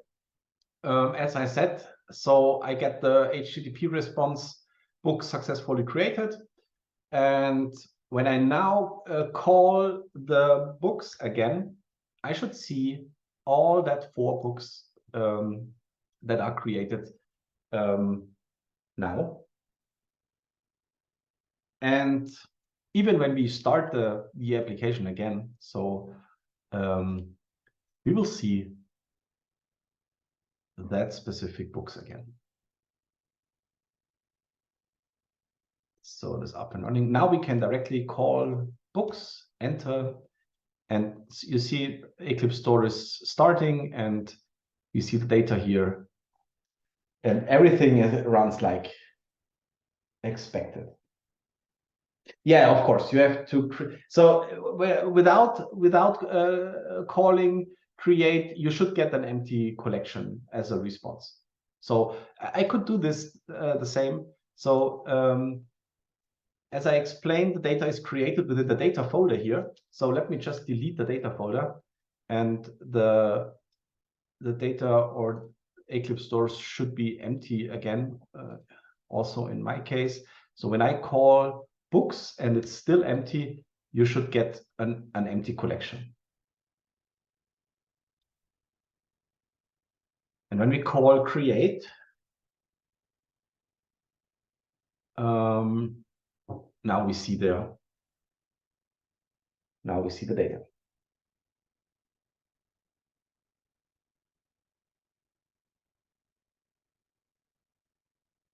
Any questions so far?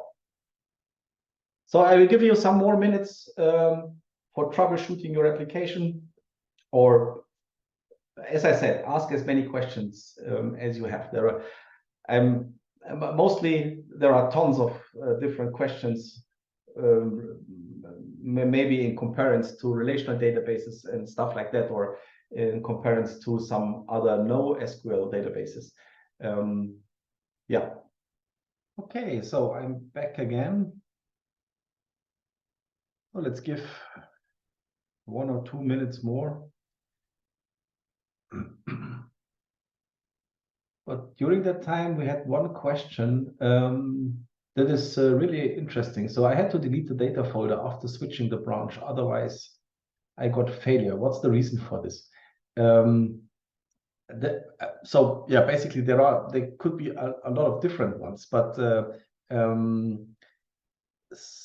so when we have a short look to the persistent type dictionary, so give me just a second.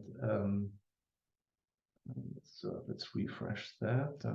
Let's try to open that. Okay. So one reason could be that you see when we scroll down the type dictionary, we see that we have our classes here. So we have books and authors and all that stuff. And to do some refactoring stuff within the class, that is an easy task for EclipseStore. But especially when you change a branch, for example, or you do something, it could be the case that this full qualified or the class path could change, and that could be a problem. And this is a point which cannot be handled by EclipseStore automatically. So that could be one reason for an EclipseStore not starting. So normally you should say this, you should see this within the exception after starting the application. But this could be one reason.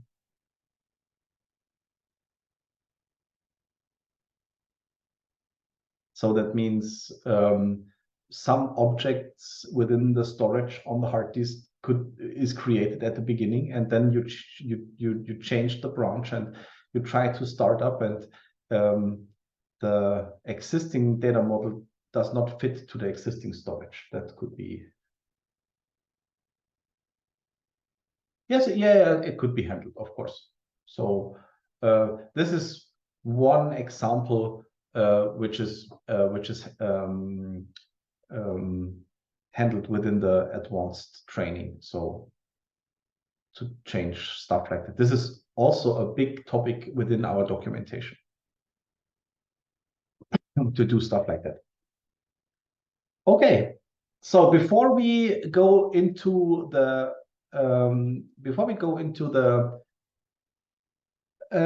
data structure or proper data model, I want to talk a little bit about all the CRUD functionality. And due to the time, so let me just share you another project.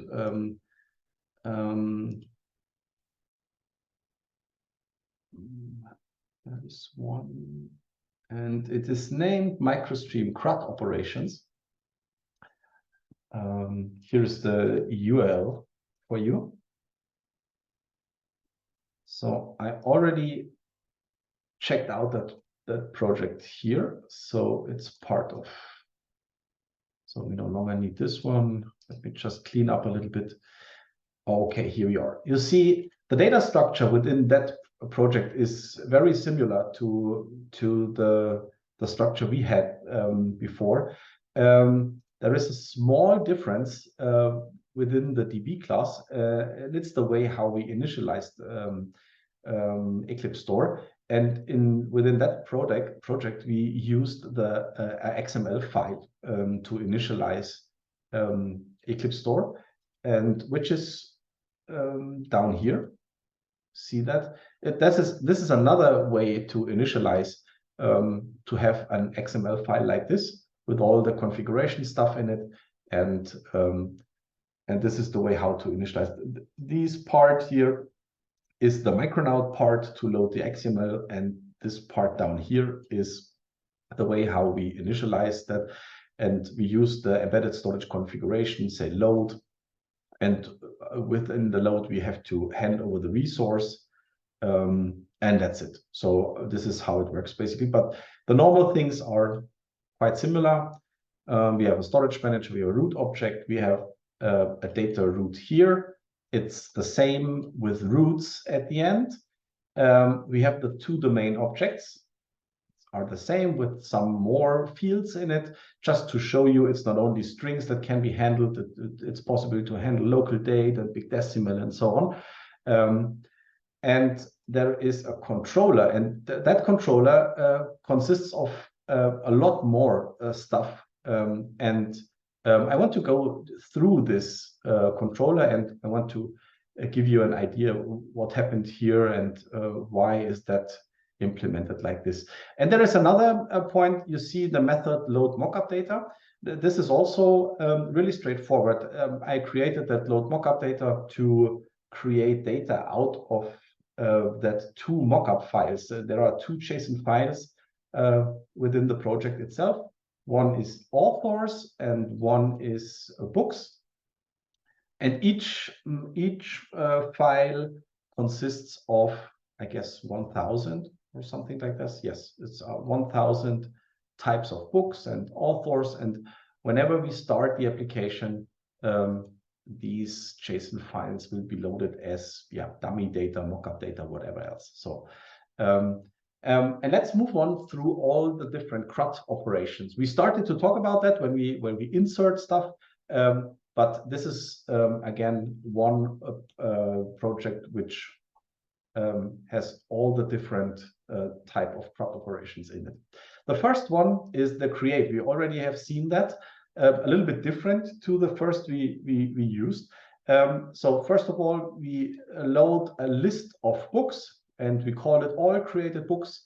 And this collection is added to the DB root get books. So this is the collection which is part of the root class. And then we say add all, and we add those books. This is Java basic stuff. Now, this is the part where EclipseStore comes into play. So we have db.storemanager.store, and we have to hand over the object which has changed, or the reference holder. It's both, in that case, it's both the list of books we have to store, and that's it. We already talked about that.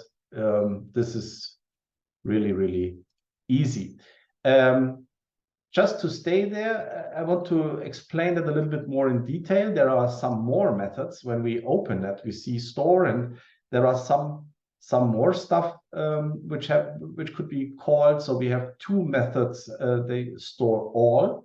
They are a little bit different. The first one takes an iterable. So that means you could hand over a list of something.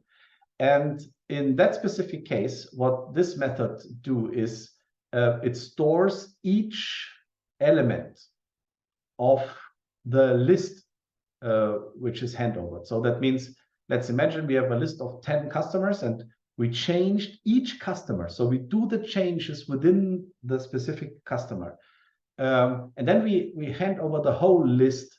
This method streams through the list and stores each object which is in the list. So, and that's a little bit different to the second store all method. The second one takes an array of objects, and this enables you to add also a collection. So let's say we call store all with just a collection or multiple collections, and that means that the object itself has to be stored in that case. It's a little bit different and sometimes a little bit confusing, but you have to know this and everything is fine.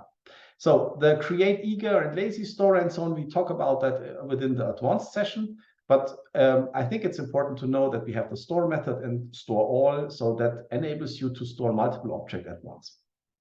Okay, and our famous store root, which it's not that important, I would say. Okay, let's move on. Create a single one. So create a single book. So this is, I would say, kind of like the same like the create multiples. We create one book with one author, and we add that book to the collection. We store the collection, nothing special in it. Get books, we already have that. So it's a return. We just return the whole list. And now it's going to be more interesting, especially for those of you who not use Java Streams before. Most of people asking all the time how to query data within EclipseStore. And as I said, we use the Java Streams API most of the time. It's way better, in my opinion, than any SQL or stuff like that. Yeah, here you can see this is one example stream. Let's split this a little bit. It makes it more readable. Starts with an A. So let's say get books with an A. So with the name starts with uppercase letter A. So we had db.root get books stream through these books and say filter for get name. And it makes sense to do it like this. So give me the name starts with an A, and after that I want to have this as a collection of books that starts with an A. Really straightforward Java stuff, nothing special. To clear, that's also interesting. What about deleting data? So in that case, we want to clear the whole list of books, and we do it with Java. The clear method is a Java method which clears the collection, and the cleared collection can be stored at the end, and that's it. Books successfully cleared. So now update a single element. So that means what about when we want to update a single book? So for that reason, we load a book, and in this case, we get find first book. So we get the first book of the collection, and we change the set release date of that book to the current date. And that's it. And now remember what I always said, you have to store the object which has changed. And in that case, the book itself has changed. And therefore, we call the store method on the book itself. That's important to know. Update multi. That is a little bit more interesting. I don't explain that for now, just give you a minute to see that and read that, what's going on. This is part of the advanced training. For those of you who want to know how about transaction and stuff like that, this will be the transactional way to handle some stores. So it's, yeah, let me explain that. Of course, it's an eager store, but and on that eager store, you will be able to register changed objects. And at the end, you call a commit, and that means all the registered objects are stored at once at the end of the method. So that gives you kind of like a transactional handling of that. Okay, any questions so far?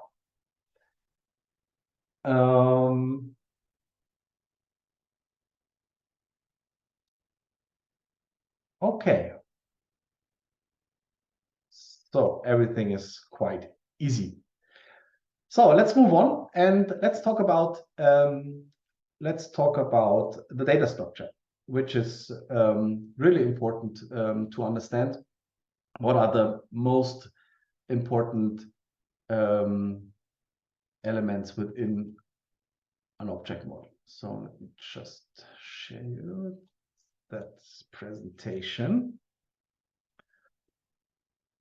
Okay, let's talk about a proper data model. In the past, I always started to make to talk about the differences between relational models and the graph model, and I think it makes more sense to talk about that when we are at the specific point within the code. to talk about the differences. Opportunities to design a graph, how to bidirectionals. We will also talk about this when we are at the specific point in the code. And how does the graph influence the UI? I think that's really straightforward, but I will give you an example later on. We work with an example case. So imagine we are a book selling company with multiple bookstores. We are selling thousands of books a day to our customers. And what most important nodes and table do we need, and how the relations would look like? That is the case. Book selling company, multiple bookstores. And this is the point where we want to work on. So first of all, we need our company, right? So we are one company. We selling books. We need authors, of course. And we have stores. Customers, of course, addresses, and orders, because we selling books, and so we need orders and employees.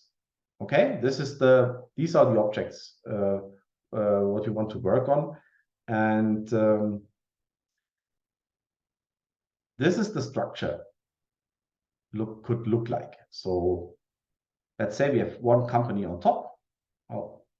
We have one company on top. Of course, the company has an address. There are multiple stores within the company, and we have multiple customers. So that means we need two lists of that. Maybe lists, maybe not. So we will talk about that later. Each store consists of a list of books, of course, orders, employer or employees, address.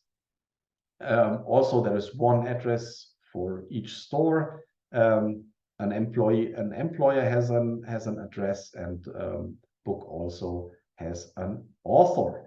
That's a really straightforward data model, I would say.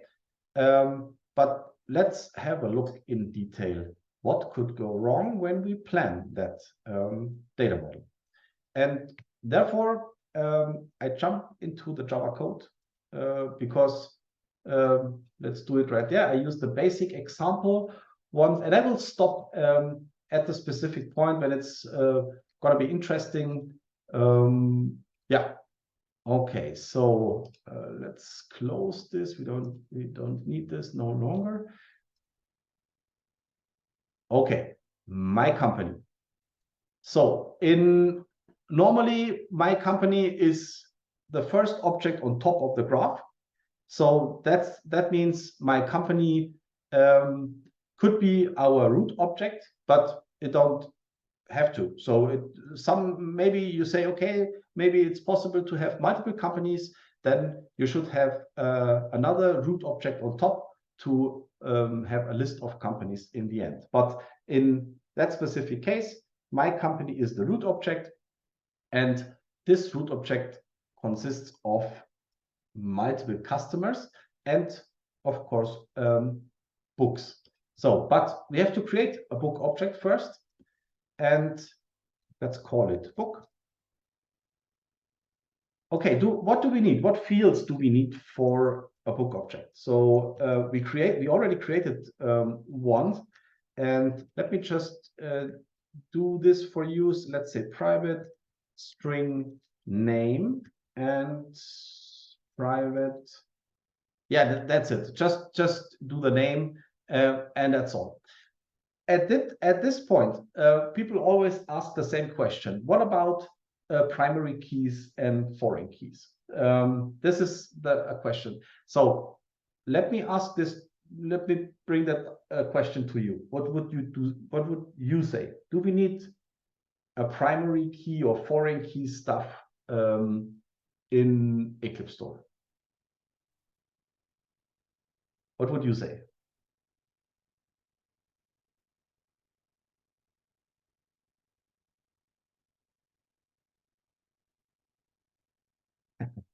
Come on. No. No, we don't need any primary keys. No. Okay, you are right. So primary keys in a way that we have them within a relational database. That's right. But what about identifier? So do we need an identifier? So let's say private integer book ID.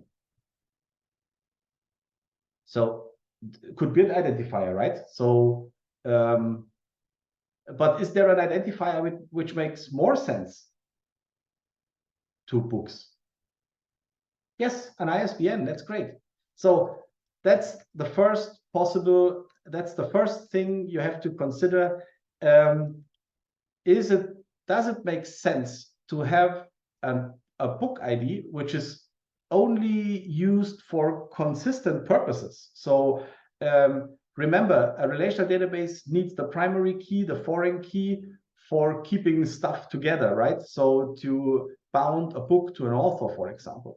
But nobody else would use that book ID anymore. Or so maybe some of the employees knew that specific ID of a book. But when you search for a book, you always would search for an ISBN or a search for a name or a search with an author. But no one on the front end side would use a book ID or a synthetical book ID.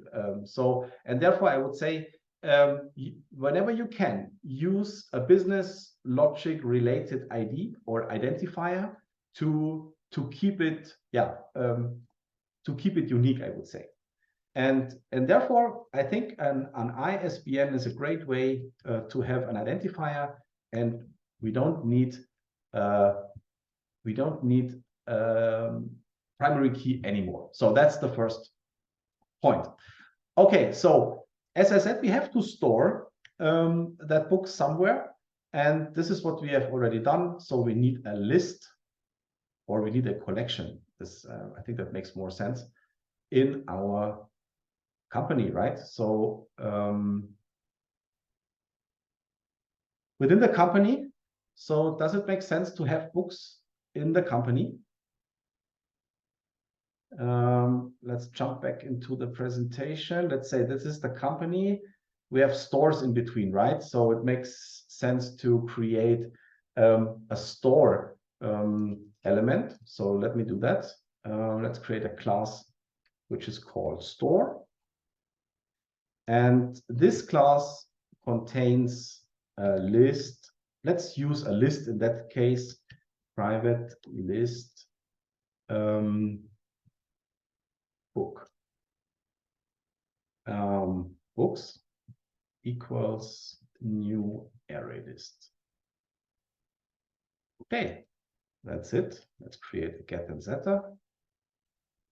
So for those of you who want to use Apache Lombok, I guess is the name, you can do this. So it's EclipseStore doesn't care about using that stuff. Okay, ISBN name. We have a store, and within the store we have some books. When you now look at this structure, so oh, I forgot to add a list of stores, right? So we need stores also here. So store, and we also need a get and set method for that. Okay, great. So when you see that structure, so we have my company, we have stores in between, and then we have books. What is the main difference to a relational database? And there is one. There is one which has a huge impact to the storage itself. Any ideas from your side? What is the real difference between that structure and the structure you already know from a relational database? It could be an advantage, it could also be a disadvantage, but any ideas? It's a tree, not a table. Yes, you are right. It's a collection of tables. Makes sense, of course. But there is something that I miss. Yeah, maybe your meaning is the same. The point is that there is not only one table which has a huge amount of elements. Imagine the amount of books that a store handles are huge, maybe thousands and millions of books. And that is different a little bit to the structure we have here, because the books are divided or to multiple parent objects. That means each store has its own list of books. You know, there is not only one, and this separates the tree a little bit. So there is not only one huge list of books, but the question is that there is an interesting question. What about the same book on multiple stores? Does this increase the storage? What do you think? We're talking about an in-memory storage, right? So that means when we have multiple of the same books, does it increase? Of course, no, because it's just a reference to maybe an existing book. Yeah, I will come to that later. Okay, now so that's a little bit different to all the other storages, but this is also a problem because we talked about that. What happened when we, for example, and let me just, we talked about an author, right? So we need an author. Let's create an author class. Let's add just a name to that author. That's string name. That's it. That's it. So, and that enables us to add an author to that private author. And this is, by the way, also a big advantage is not using that primary key, foreign key stuff. I can add directly the author to that class. Makes sense now, right? So now, but the problem of that structure is what happened if we sell the last book of a specific author?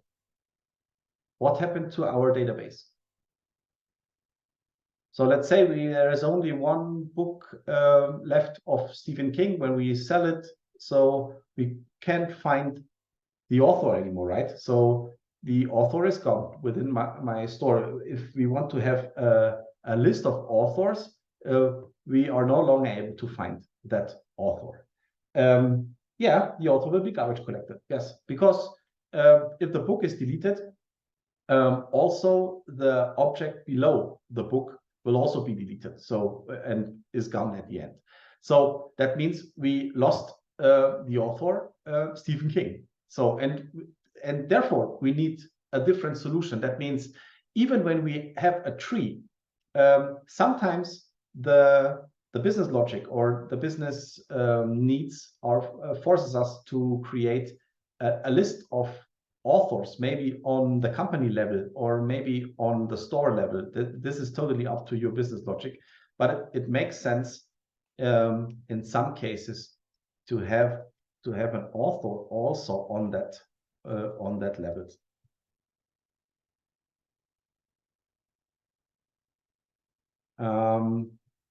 And you see, sometimes it's not the easiest. It's not the easiest thing to create a data model. There are a lot of different needs on the business side to make the decision. Okay, where do I need a list, and how to create a data model that fits best to my needs. This is a thing which is different to the normal databases. Because most of the time we have a relational model and you know exactly how to create your objects and how to handle that. This is really straightforward because the database itself forces you to create a specific structure that can be handled by a relational database. And with EclipseStore, it's different. So, but it's a big advantage because you will be able to create a structure which fits best to your needs on the business side. And that makes much more sense at the end. Okay, so you see, sometimes it makes sense that we have also a list of authors here, and we have authors here because it's business needs. So we need that, and that does not doubles the data within the RAM because it's all about references. So the author here is the same reference like the author here. So okay, let me just double check. Okay, we talked about that. Okay, so what else could we use instead of having a list here? So we could also use a set, right? Oh, could use a set here. For example, Java util set, new hash set. Let's use a hash set. This could also make sense. I would say more than a list, because what are the differences between list and set? The set does not allow duplicate entries, and that makes sense in this way, because there is only one author allowed, which has the name Stephen King, for example, or which has I don't know, a specific email address or stuff like that, whatever the identifier is. So and it makes sense to have a set in this place. But what else could we do? List and set. I'll give you a little bit time to think about that. And there is a question: is it also possible to create independent object and a separate object that contains the relation to the different object? Yes, I would say yes. You could create whatever you want. So it's totally up to you to create an additional object which is just in place to do some business stuff and has a relation to some others. So it's totally up to you to create a structure which is most helpful to your business needs. Okay, we have a map. Of course, we could use maps instead of sets. And there is a huge benefit on the map side. So let me just fix this. Why could it make sense to use a map instead of a list? That's interesting. Any idea of that? Why could it make sense to use a list or use a map instead of a list?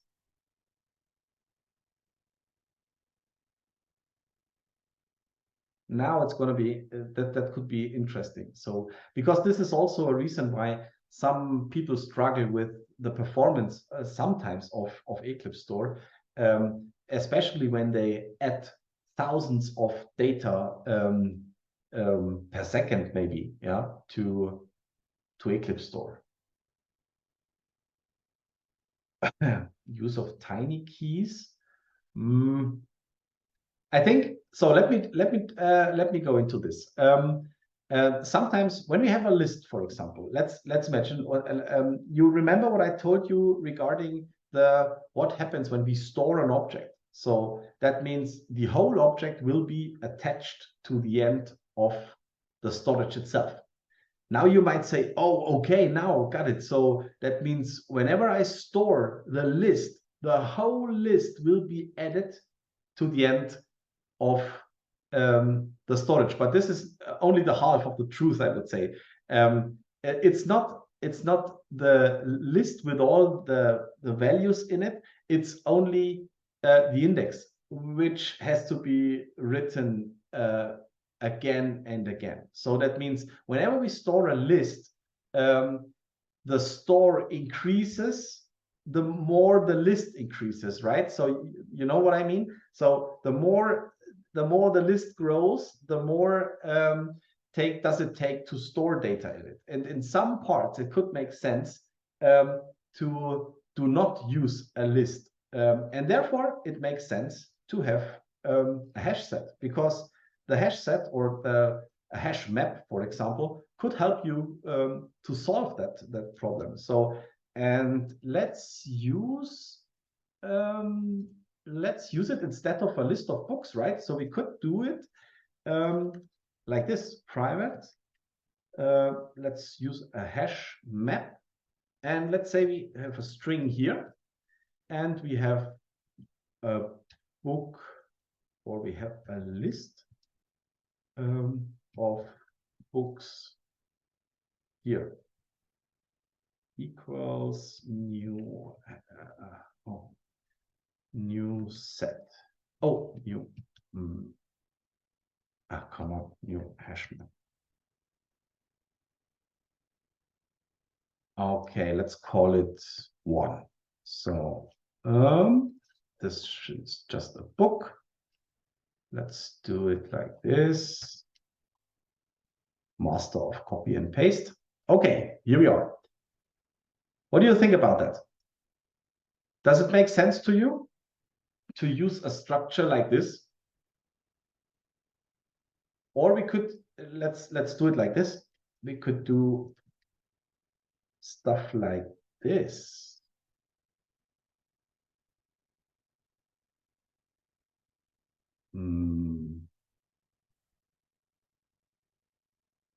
This could be possible, right? So this is also a structure which could fit good to your needs. The first one, the line 11 here, stores, let's say, an ISBN directly to a book. That could make sense. Especially when you want to access a book directly via ISBN, this should be much more powerful and more performant to store this book within that hash map. Or this one, this could be at the key side. We could have the first 3 digits of the ISBN, and then we have a list of books that fits to that ISBN letters.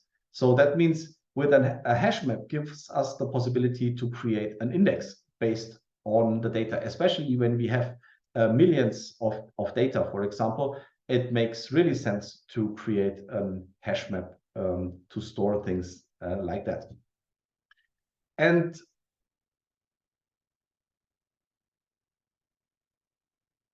a hash map with a custom type is bad as well.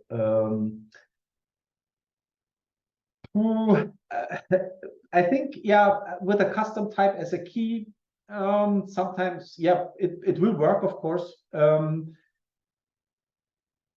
think you have to test this.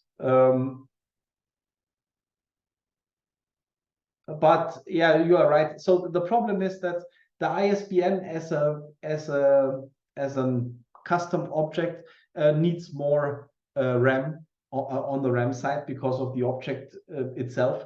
So that means the RAM or the memory overhead is a little bit more. Yeah, it could make sense to use a string instead. But yeah, you have to test this. What solution fits best to your needs within? There is no best practice, you know. It's all about your business needs. But you have to know that there are more possibilities than just a collection, a list, or a hash map. There is another step. So when we talk about lazy loading, for example, so when we don't want to have all the books within our RAM. So let's say it's totally enough to keep the values. Let's say we have to keep the ISBN, the name of the book, and yeah, some more. Let's put this in one string here, the ISBN with comma separated or whatever else, and the name. And then we could do stuff like this. We create a lazy. Oh, come on. Oh, lazy. Here we are.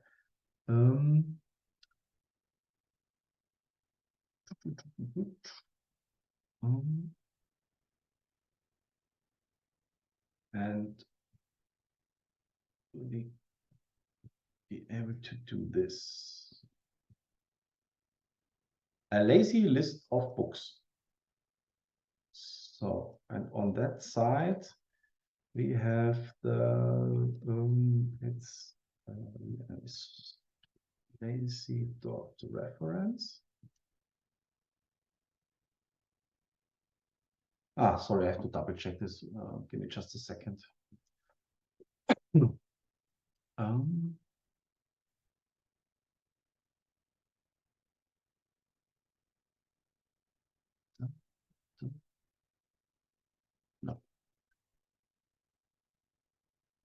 I'm not sure. Is it on the?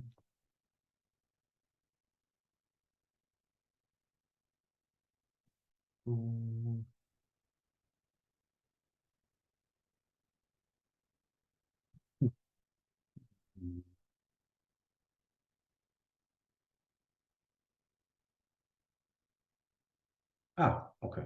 Yeah, it's that easy. So, and use this one.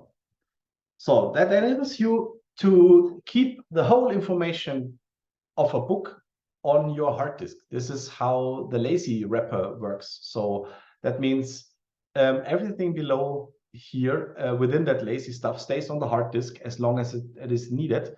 And you just need the key side. You just have the key side within the RAM, and enables you to search for stuff and choose the right collection to open it. Because when we use list here just as a single collection, you always have to load the whole list at once for searching in it. So, and therefore it makes more sense to use this type of having lazy stuff within your storage.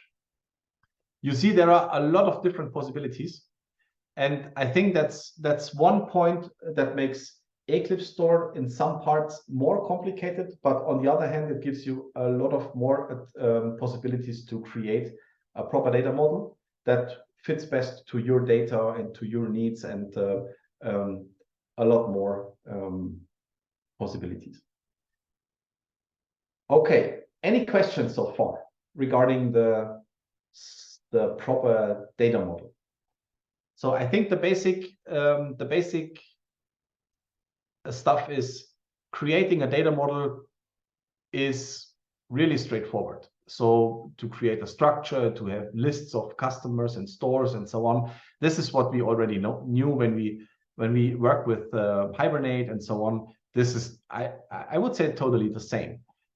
In some parts, it becomes more complicated when we talk about what about millions of books and million of entries, and when data grows, and when you want to store data in a high frequently way, how to store it in a proper way that you don't have to store the whole list again and again.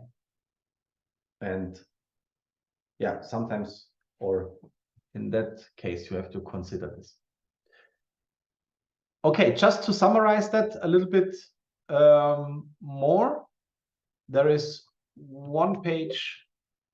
Oh, sorry, that is use this one. So you always have to consider, where are all my lists? What happened if I delete an object? So that was that example with the author. What about indices, primary key, foreign key, IDs? We talked about that. Is there something else than list and set? We talked about that hash map and hash set and all the other possibilities that we provide. So that means EclipseStore provides lazy list and so on. There are some more collections we provide, and we are currently working on some much more powerful collections to have that. How about bidirectionals? This is what we talk also with the author. So that means that is one special point, that we have a list of books here, right? So, and within that book we have an author. But on the other side, on the author side, does it make sense to have a list of books here? So does it make sense to have that? This is called bidirectional. So we have the information on both sides. So you have a list of book, I guess, right? So books here could make sense. On the con side, I would say if that is helpful to you and to your data structure and to your needs on the business side, do it. But you have to consider that you have to always update. Maybe you have to consider both sides to update. For example, when you delete a book, then you also have to delete that book within the author, right? So sometimes you have to consider then both sides. Okay, let's jump back. Bidirectionals. Lazy loading. We talked about lazy loading the lightweight way. There is a lot more in detail on the advanced training, and I will also give you a small idea later on. What is that, and what are my business needs? That's important. I think that's all about your business cases, and your business case defines your data structure, and this is how it should be at the end. And how much data do we have? That's also important. This is also to always say, okay, what is the data which should stays within the memory, and what data could stay on the hard disk? That's also important to know. Maybe there is people always ask me, okay, we have at the moment we have 10 terabytes of data within our Oracle database, for example. Can we use EclipseStore for that? And I always say, okay, if you have 10 terabytes of RAM, you could do this. Of course, you can do this. But on the other hand, my next question is, do you really need 10 terabytes of data always in focus? So what kind of data is that? Is that binary data, or are there images or documents or whatever? Does it make sense to skip that data or to keep the data on the hard disk? So, and maybe they said, okay, yes, makes sense. There are some images in it, and yeah, let's say without the images, we still have 4 terabytes. What about now? So the next question is, are that 4 terabytes of data always in focus? That means, and they said, okay, maybe the data is all the data from 10 years or from 20 years of, and the question is, do you really need 20 years of data always in focus or in a high speed way, I would say. And then they said, oh, no, sometimes it makes sense to have just 1 or 2 years really in memory. And then you should think about what data can stay on the hard disk and which data is really needed within your RAM. And this is how you should use EclipseStore at the end. Some of our customers uses two different technologies. At the one side, they use EclipseStore for the high-speed data that they need always to search in and so on. And there is a second data storage, which could be an Oracle database or something else that carries for the 10 terabytes of images and so on. It's all about, now you have the possibility to choose the right technology for your right business needs, I would say. And this is how it is. Sometimes it's quite difficult to explain the use cases of EclipseStore. So you could use it for everything, but you have to keep in mind what are my needs and what is important. What do I need really? Okay, so some questions. Let me just have a look to the chat. Custom type is bad. Okay, I hope I already answered that. Books can have more than one author, but that's just an example like this. Yes, of course. Yeah, that's right. Okay, so Let me just have a short look to our topics. Okay, so for those of you who are not aware of Java 8 streams, I created a small presentation and also a small project, and I want to go through that project a little bit. Let me share the GitHub URL with you. So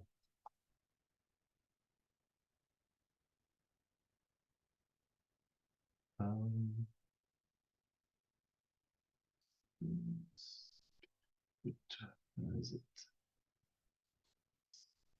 Ah, here we are. Okay, this is the link to the project. There are two different branches, I guess. Java 8 streams. There is one which is called. There is a master branch, and there is a second one which is called Stream Implementation Done. And I would recommend to just you can choose the Stream Implementation Done. And let me just explain the structure a little bit. So as always, we have our database class, which contains the storage manager, and we have the root object. We have our domain objects just for the examples. And then we have two classes. One is the streams controller, and one is the book controller. And these two classes, I want to go through this classes to explain you a little bit the basics of Java 8 streams. Some of you might say, "Oh, I already knew this," but this is for those of you who not used streams so far. I also created a presentation, so let me just open this. Yes. And let's start on my side with that presentation. And let me explain this a little bit. Why is that important to you?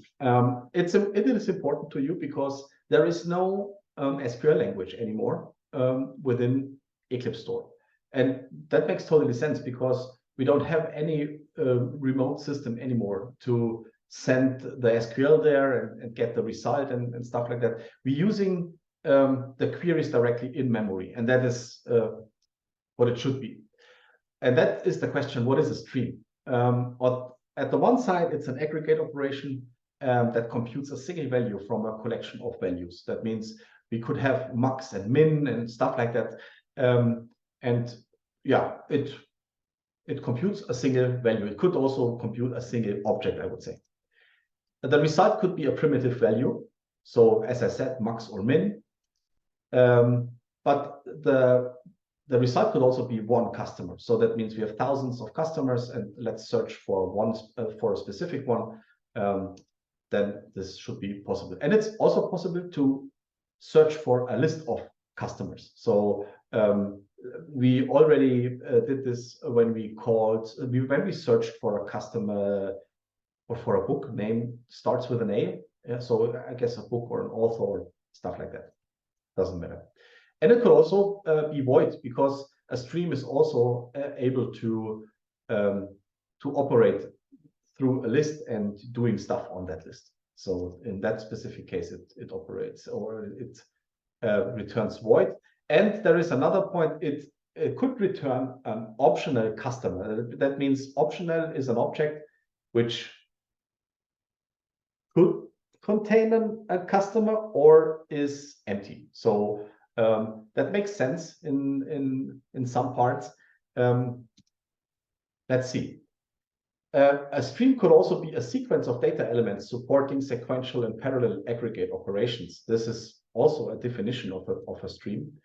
In easy words, and in my definition, it's a query language for Java collections and a modern way to process collections, I would say. This is in my opinion, that matched the definition best.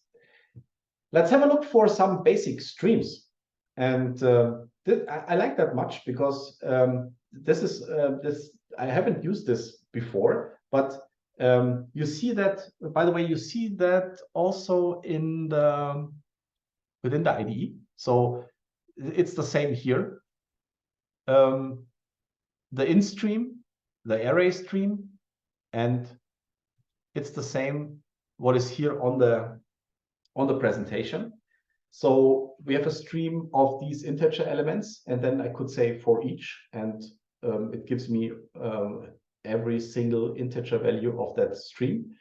Then there is also a possibility to say, okay, let's give me a range from 5 to 10, and let's do for each of that. We have an array, integer array of these numbers, so we are able to stream of this stream.off these numbers and for each. This is really great to use, and it makes sense to have this. As I said, it's a modern way to stream through a list of something. And there is also a collection stream. This is what we always have. So we could stream with a for each loop stream through the object, and B stands for the object itself. Okay, a basic stream, processing data with no return values. We just go through these numbers and there are no return values and at the end. Streams always have collectors, and these collectors are always at the end of a stream. So when we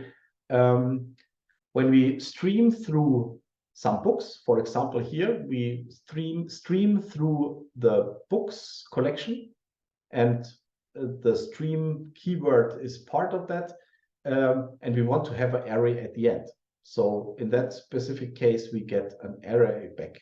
It's the same like here when we say .collect, and it's always at the end of a stream. If you want to have a result which consists of a list or a collection, we have to call collectors to list or collectors to set, and it's the same. That this is also a quite good example. There is a joining collector which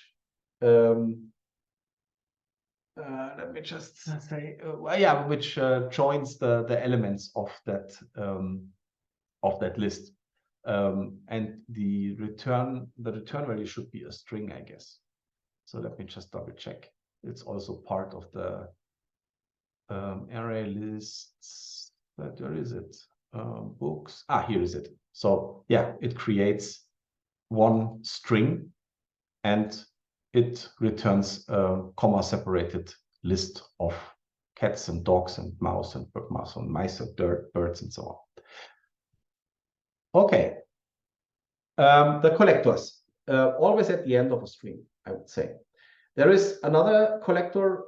These are all collectors for multiple elements, and there are several ones for just one element. There is a find any and find first.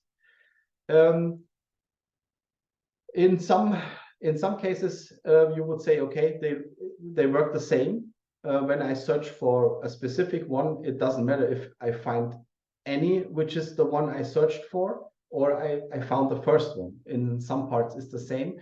But when you use parallel streams, then it is different, because then the stream processes the collection in parallel. That means, and then it makes sense to use the find any or the find first. Find first means it doesn't matter which type of or which parallel stream of that finds it first, it returns and finds the first. So that works a little bit different, especially when we talk about parallel streams. Then it makes sense to have that. Now it's going to be interesting. So it's not only possible to process data, to stream through, or to get this. So it's also possible to filter. And the filter condition is always in between the stream and the collector at the end. So, and in between there is the filter condition, or I call it predicate sometimes. It makes sense. So that means after the stream method, we can call filter, and we use b as the book, and then we say b that get name starts with an A. This is the condition, and that collects us all books with start with an A to a list at the end. This could also be a great solution to use that predicate stuff here. So that means to defining the condition before. So that means there is one condition which b.getName equals Bangkok Dangerous, for example, and there is another condition b get ISBN equals 1, 2, 3, 4, 5, and then there is a joining condition that says please find the name predicate, which is the first one, and the ISBN predicate, and that enables you to say, okay, let's stream through the books, and then we say dot filter, and then you will be able to add the predicate itself. In my opinion, makes code much more readable than normally. Yeah, just try it out. That is really great. But yeah, as I said, the filter condition is always in between the stream and the collectors, the collector itself. So there is another part. It's map versus flat map. That could be quite confusing at the beginning. Map stands for map the result to a different result type. That means when we stream through a list of authors, but we only want to have the name of the author, then let me just map seek at author. We stream through a list of authors. Does that make sense? Not sure. There is something missing at the end, right? So let me just double check. Find first. Where do I have those map stuff? Maybe on the other side. Okay, so create by title, predicate, starts with an A. Yeah, here we are. Map. Okay, that's the point. Okay, so in that example, you see we stream through the book, through all the books, and the result we want to have just the authors within the books, and therefore we said, okay, map, and in that specific case, each book has only one author. Yeah, that's important because map stands for a single attribute. So each book has one author. And that gives me the possibility to say, okay, stream through the books and give me all the authors of that books. And that is the point of that map here. And you should use a map always, as I said, and this is why this is wrong. So I have to correct that. We want to collect. No, this is right. So no, it's okay. So db root get books. Okay, totally fine. We stream through the books and only want to have the authors. It's the same like in the code. Okay. And this is map. And what about multiple elements? So let's imagine we have each author has multiple addresses in it. So this is the case here. So that means, oh, no, okay, this address is, yes. So we stream through all the authors, and if there are multiple elements, so we have to use flat map instead of map, that we say, okay, A stands for the author, then we give me the addresses, and that is different. So we have to add the stream here directly, and after that we are able to say dot collect collectors to list. That means we stream through the authors, and at the end, we will get only a list of addresses. This is how it basically works. Map and flat map. Map stands for a different result type, and flat map stands for map the result to a different result type collection. So you should use flat map always with collections. There are also a lot of aggregations in it, summary, group by, and so on. This is stuff which is, I don't have it all the time within my head. So I would say, so it's important to know where to search for, I would say. Sometimes it's getting it's really complicated, especially with a big decimal and so on. Yeah, it's sorting. You see, it's possible to sort for with the comparator and so on. I think it's quite helpful to have that, to see that.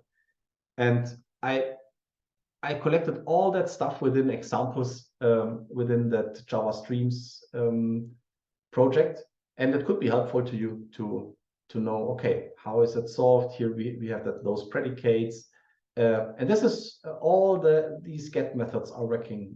So when you start the project, you will see that you can call the different interfaces and get the data. Okay, any questions from your side? So as I said, Java Streams are kind of like an SQL for EclipseStore, and it's the way how to get the data back.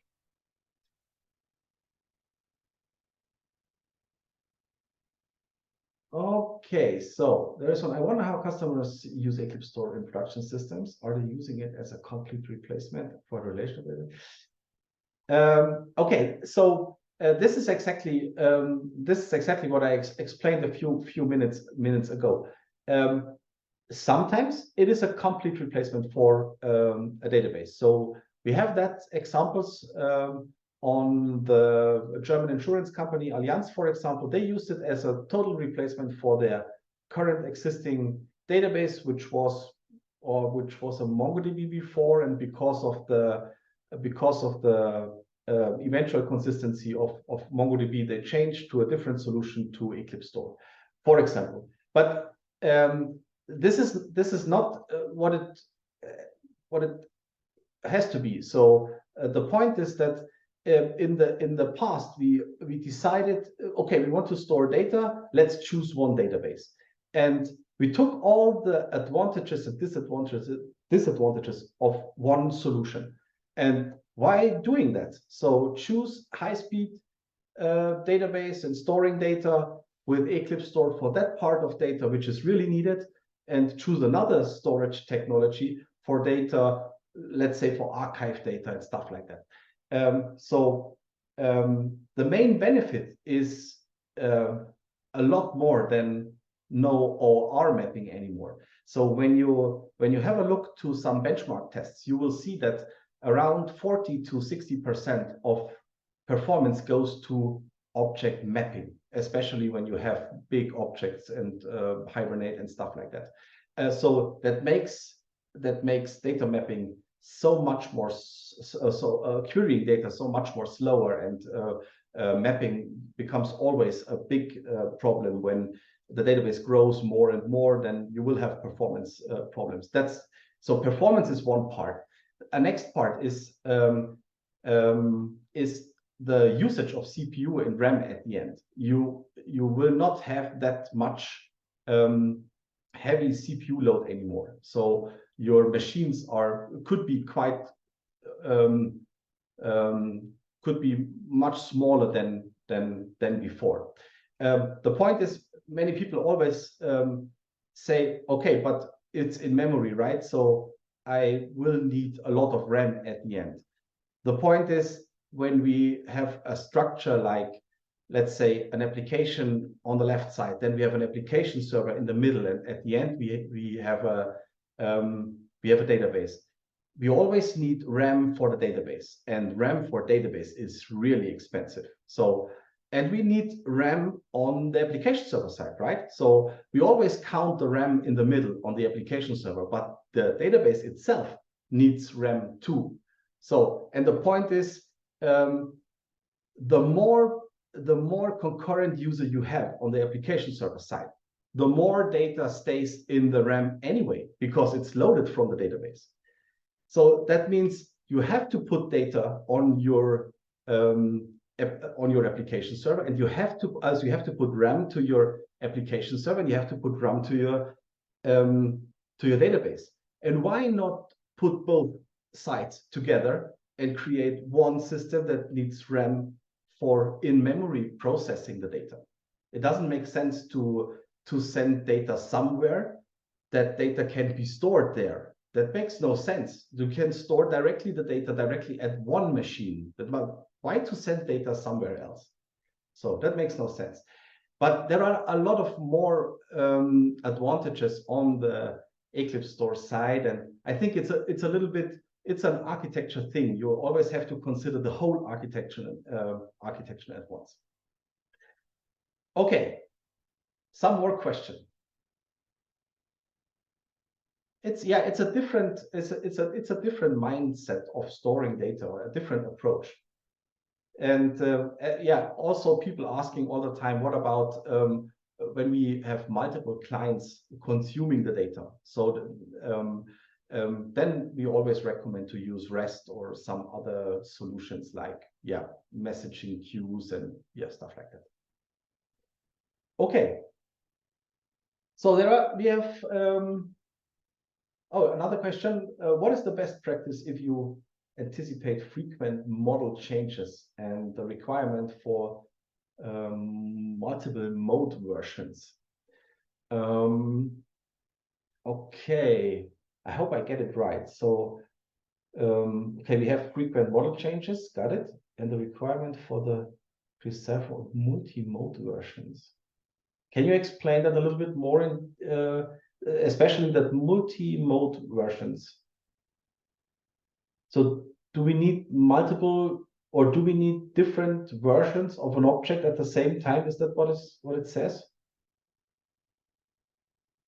Okay, multiple parallel models.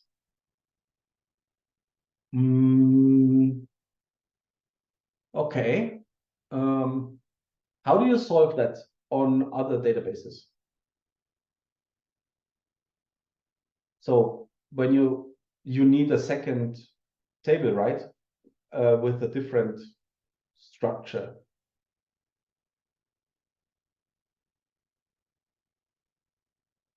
How you solve this now at the moment? Okay, something like of course, something like Flyway. I got you. So Flyway is a thing that is not needed anymore within EclipseStore. We use it in a different way because Flyway consists of some, let's say, some code, some scripts that takes care about converting data, right? And in case of EclipseStore, you have the same scripts on the Java side to convert the data on startup, maybe. It's the same approach, I would say, in a different architecture. You need a script somewhere that converts the data to a different collection, I would say. For parallel different services. That's another point. So when we maybe I hope you understand you right, but when we serve the data from a data provider, I would say, then we always create data transfer objects. So we do not use the same objects within the storage, and we serve them directly. So we convert those objects to transfer objects to keep the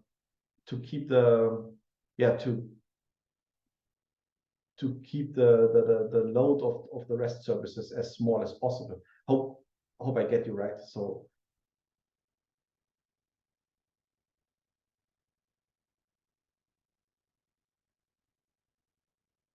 okay, great. Yes, let's have a short look at the end to lazy loading again. So I brought one last presentation about lazy loading, because it's really important. We always talk about using EclipseStore as an in-memory solution, and of course it makes sense to have it this way. But there is also the question, why do we need to store and load data in a lazy way? So we should clarify this. What data should be stored and loaded lazily? So always an important question. On how to do that, we already created a lazy reference. You have seen that, but I will show you that again. And we talk about some best practice examples. That is interesting. How to realize lazy data or how to release, sorry, lazy data if no longer needed. That's also interesting. And I have to change those links.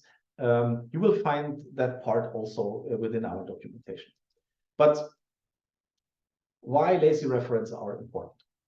EclipseStore is an in-memory database framework, and that is one reason why it is so fast and performant. That means for best performance, the data has to be in the RAM.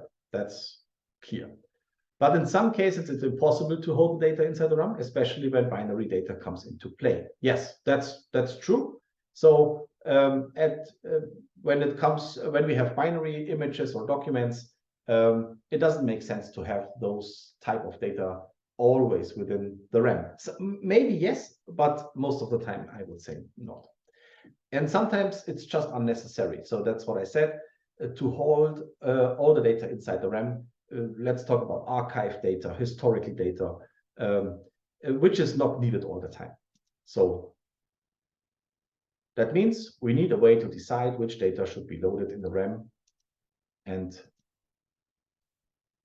how is the default? The default is, let's imagine we have 100 million objects in our storage. And when we start up the storage, all these objects will be loaded directly to the RAM. So good so far. So when we define some lazy elements in our data structure, that means that this data stays on the hard disk as long as it is needed. So that means when we call the get method, this object, for example, when we call get on an object of the type 1, and we call get, we will get this object. Then we reference the next one. We say get customer, for example. Then it leads us to the 6th object we have to call get, and so on. So that means whenever I call the get method, I will get the data directly from the hard disk. And this is also the only thing which could be a problem when we use, for example, AWS S3 bucket as a remote storage, because this is the only part where the data has to be loaded from a remote storage, which takes a little bit more time to load it. And this is why I said it's totally okay or totally fine to use AWS bucket, S3 bucket as a storage, because only the lazy parts of the storage are slower than normal. So okay, this is how it works basically. And now it's always the question when to use lazy loading. And these are some best practices. I would say always on binary data. So always on blobs, documents, images, stuff like that. And I also would say on huge collections with less frequented data, some kind of archive data logs. I already talked about that. Some people might ask, what is a huge collection? I think it depends a little bit on how big are the objects within, how many fields do they have, and what is the content of that fields, huge strings and stuff like that. There is no definition, I would say, but it's totally up to you to see what happened when you store your data. Sometimes on collection with huge amount of sub-entities, that could also be the case, especially when you consume some REST services from a third-party provider, and they return a big amount of data at once. It makes sense to handle this responses in a different way or within some lazy elements. And whenever you want, if performance isn't that important in this part of data model, or the amount of RAM is limited. And this is also an interesting point. Let's say we have 1 terabyte of data on the hard disk. And when we start up the application, let's say we are able to just load 8 megabytes, right? So or 8 gigabytes of RAM, for example. Then this is great, but you have to consider that the more concurrent user we have on the same system, the more data is loaded also lazily from the hard disk. So it's always the point that you have to think about your concurrent users and stuff like that. Okay, this is how to use lazy. We already talked about that. So it's always that lazy part here, the lazy element, and this is the object itself. So lazy, it's kind of like a wrapper object. And this, especially this part, makes sense when we talk about some documents. We always need a string to search for a specific document. Could be the document name or stuff like that. And then it makes sense to have it this way. So that makes it possible to search for a specific document.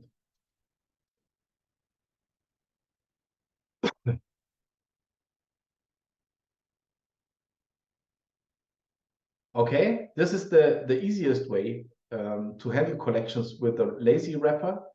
The problem is here, this is working really great, but only I would recommend for low and medium sized collection. Whenever you say, okay, it doesn't matter if you load the whole list because it should be in the RAM anyway, because we have to search for in it all the time. Then you should say, okay, it doesn't make sense to have it lazy, but let's say these are some objects which are touched once a week, for example, to search in, then it could make sense to have it this way.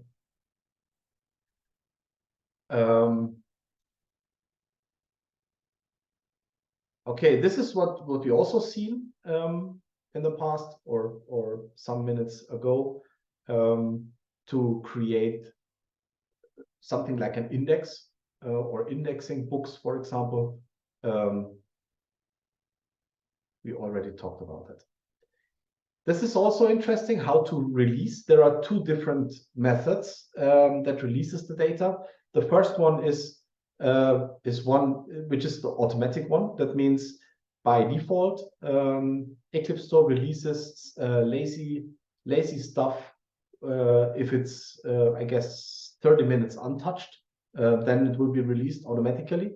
But it's also possible to release it manually. Then you have to call the clear method on the lazy element. So on the lazy stuff, you have to call clear, and that leads to clearing the reference. And you have to consider that it's of course it's necessary to wait for the garbage collection that cleans the RAM at the end. But yeah, as I said, there is also the automatic version, and this is the default. After 30 minutes untouched, or when we reach 75% of memory quota of the system, then EclipseStore starts to clean or clear the lazy elements at the end. Okay. Any questions so far to the lazy stuff?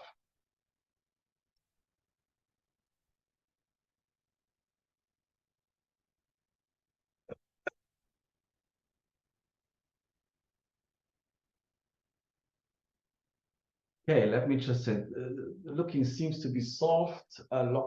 Locking seems to be solved by the cluster.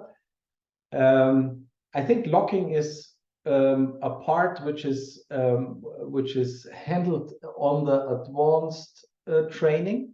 Then we talk about concurrency and locking and stuff like that. It's part of advanced 2 training, I guess. It's not only handled by the cluster. There's some best practice document. There are a lot of best practice examples within our GitHub repository. So there is one specific project which is called Bookstore, a bookstore demo. It's more a project which is related for best practice reading data. When you search for best practice storing data, it depends a little bit on what type of data, how big it is, and so on. Give us just give us a call or ask within GitHub discussions. There are a lot of knowledge we have. And in the future, we will come up with some more interesting videos regarding those different situations, how to solve them. It's the problem is there is no one best practice. Do it like this, and this will work always. It's always a little bit different, I would say. It depends on your data and how big it is and so on.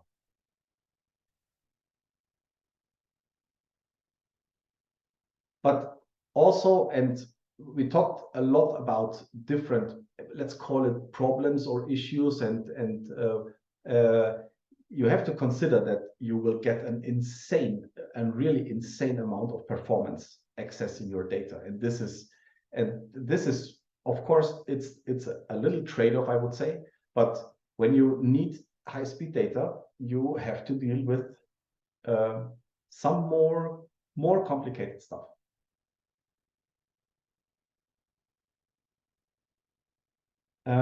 Practiced also somebody deleted accidentally something.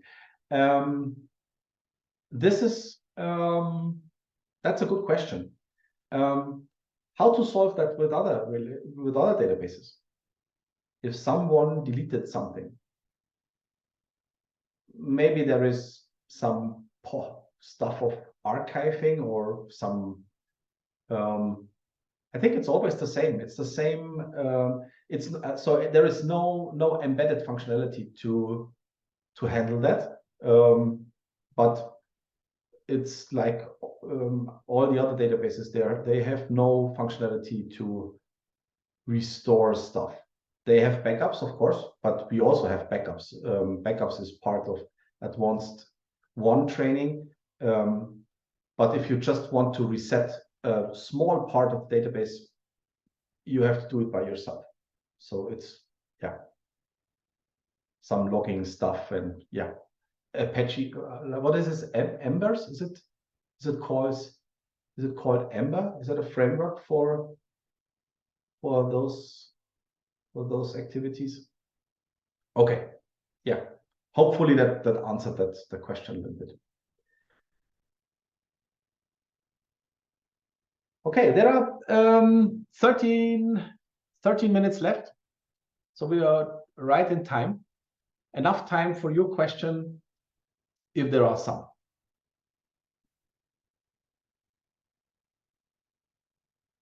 Part of advanced course, seeing queries or other data lookup. Let me just think about, not really, I would say. Is there anything special you want to see? Just searching all books with author AA. Okay, this is easy. We already have that within the book controller, I guess. Do you remember the give me all books that starts with an A? Okay. That could be interesting. These are some, it's part of the project. It's an exercise controller. And this is one, give me all books from a female author. That could be interesting. Or give me all books, or give me all authors from Poland. Or all books that are released before 2012. I think that could help a little bit. It's a more advanced stream. But I'm using EclipseStore and MicroStream for about 5, 6, 7 years now. And I never had any issues to create a proper stream to filter the data.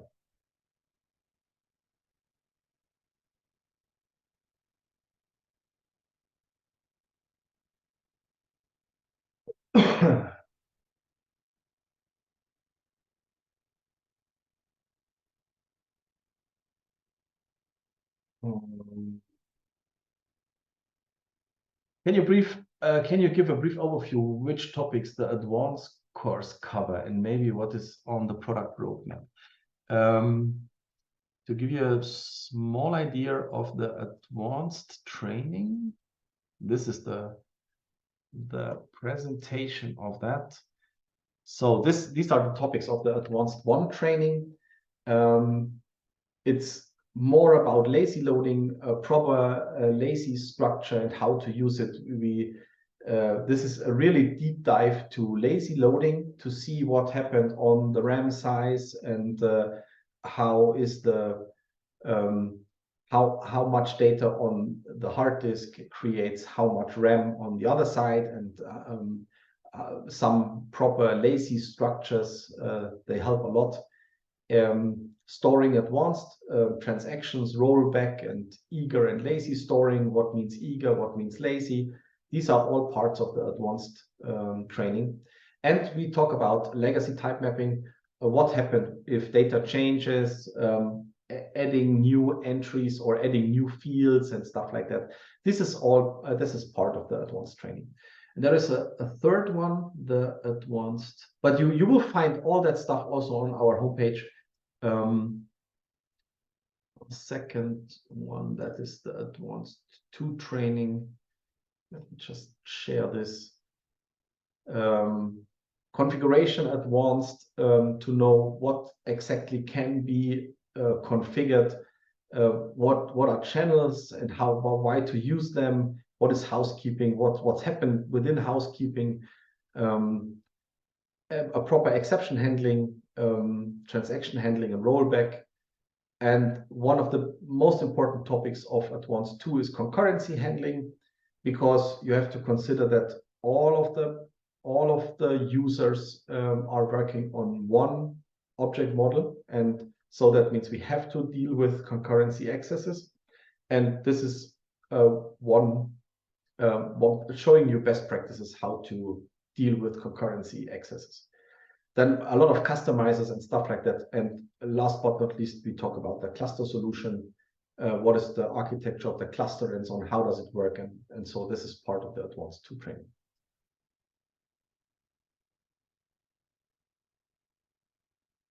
Okay, so this is a short overview of all the upcoming trainings. The product roadmap, this is an interesting point. I would move that question to Marcus. Marcus, are you still there? Or do we have some short possibilities to show a roadmap on what's going on? So there are a lot of different... A second, please. Yeah. So take your time. So we have enough. So I will answer other questions before.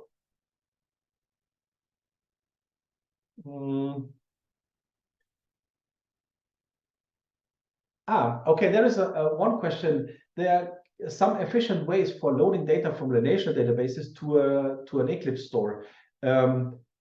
That's really straightforward. Just use the project itself with your Hibernate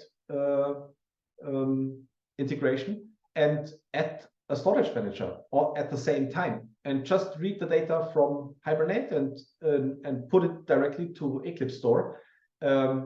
That is really straightforward. Just use both storages in one project and migrate the data directly to.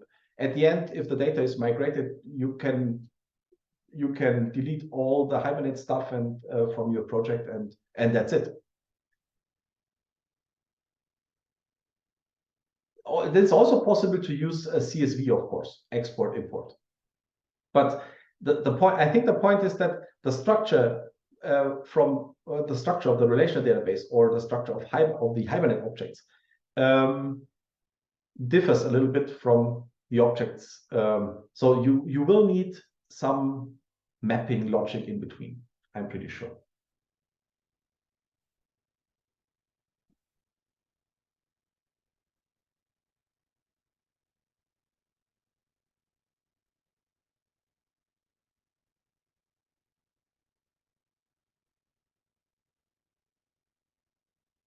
There is another question, how to handle class changes. Just give you a small impression. So as I said at the beginning of the training, the basic legacy type mapping is is kind of like a versioning. So when you change something within one specific object, there is an old version, which is still in the storage, and there is the new version. And whenever you touch an old version of an object, it will be automatically transferred to the newer version. And this is how the legacy type mapping basically works. And now we have to talk about how to tell them how to handle those changes. Most of the changes can be handled automatically. So let's say transferring, what's one let's say, renaming a field, for example. So most of the time that can be handled automatically, or changing the deleting elements or changing the position within the class. That can be handled automatically. But there are some there are some situations, for example, converting a string to an integer or stuff like that. But it's the same on relational databases. What would you do when you have to change data type, for example? You have to add some business logic to migrate data, and it's the same on EclipseStore. Just create another field and migrate the data on startup to the second field, and after that delete the first field. So this is how it works.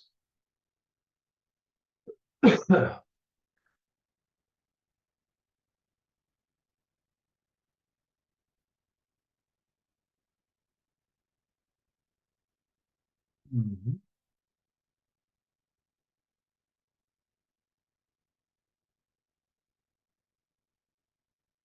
That's an interesting topic. I have to change all books from author A to author B. These are cases with relational database, which I usually handle with tools like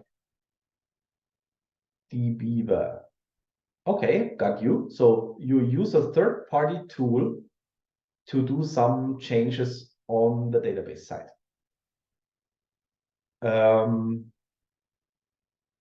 Okay. If I'm not really sure if this is the right way to do that. So this is, I think this is a case, is a support case, right? So this is a case for a database administrator who want to change data on its database itself. This is, to be honest, no longer possible to use a third-party tool to change the data within the database. But instead of doing that with a third-party tool, you could create some Java code, of course, or you could do it with a REST interface to doing stuff like that. Or you add a possibility to do that within your business logic to handle those situations. This is a little bit a problem. We discuss this all the time on different conferences when it comes to how accessing one database out of multiple different applications. This is what we have for now, right? So most of the time there is one database in the middle, and we have thousands of different applications around it, and we're accessing the data. And this is a big problem. So, and this is not best practice, I would say, because all these applications have different business logic, and if something goes wrong, we have a big problem. Instead of doing that, it makes more sense to have one database in the middle and providing the data via REST to each of these applications around. So that means each application gets the data which is necessarily needed. So this is also a big problem. So let's say there are 5 applications around one database, and each of them are operating on customers. Each of them would get a whole or the whole customer object with all the fields maybe. And it makes more sense to say, okay, what exactly, when you use REST, you use data transfer objects, and you could say, which data do you really need? Do you need just the first name, the last name, and that's it? You will get an interface that provides you these type of data. And this makes makes much more sense to handle that, because keeping data load or keeping data as lightweight as it could be. So I think that's the point. Big topic, I would say. We could discuss the whole night, I guess. So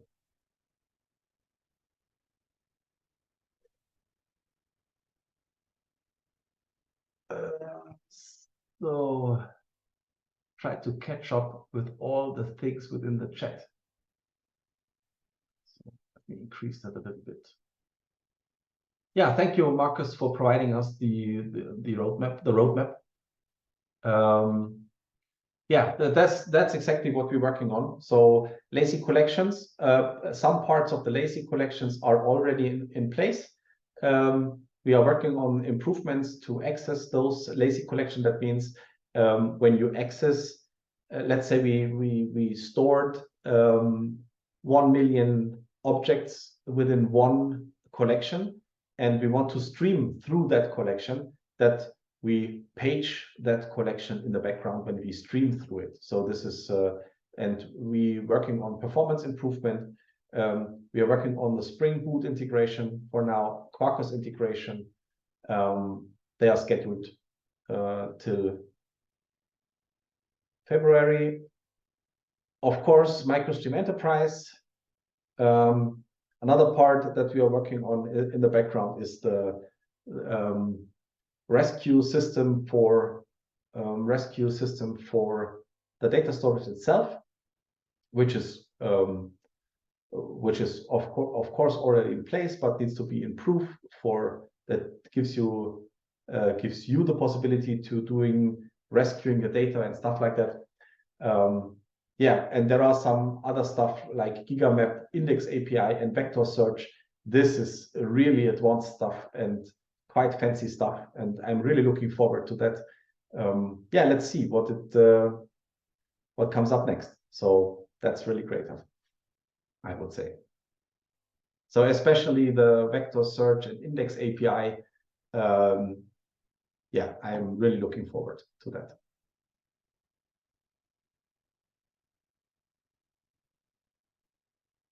Okay, it's what exactly means integration?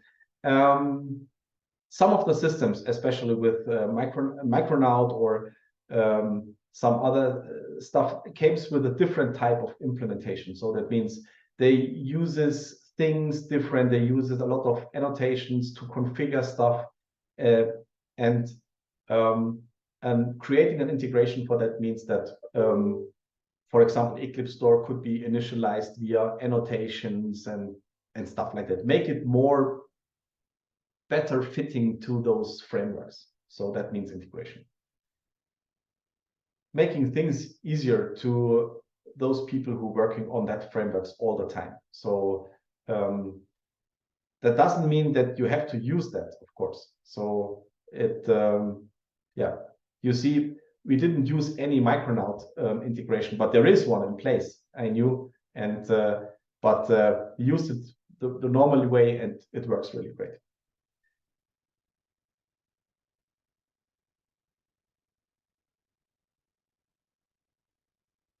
Okay.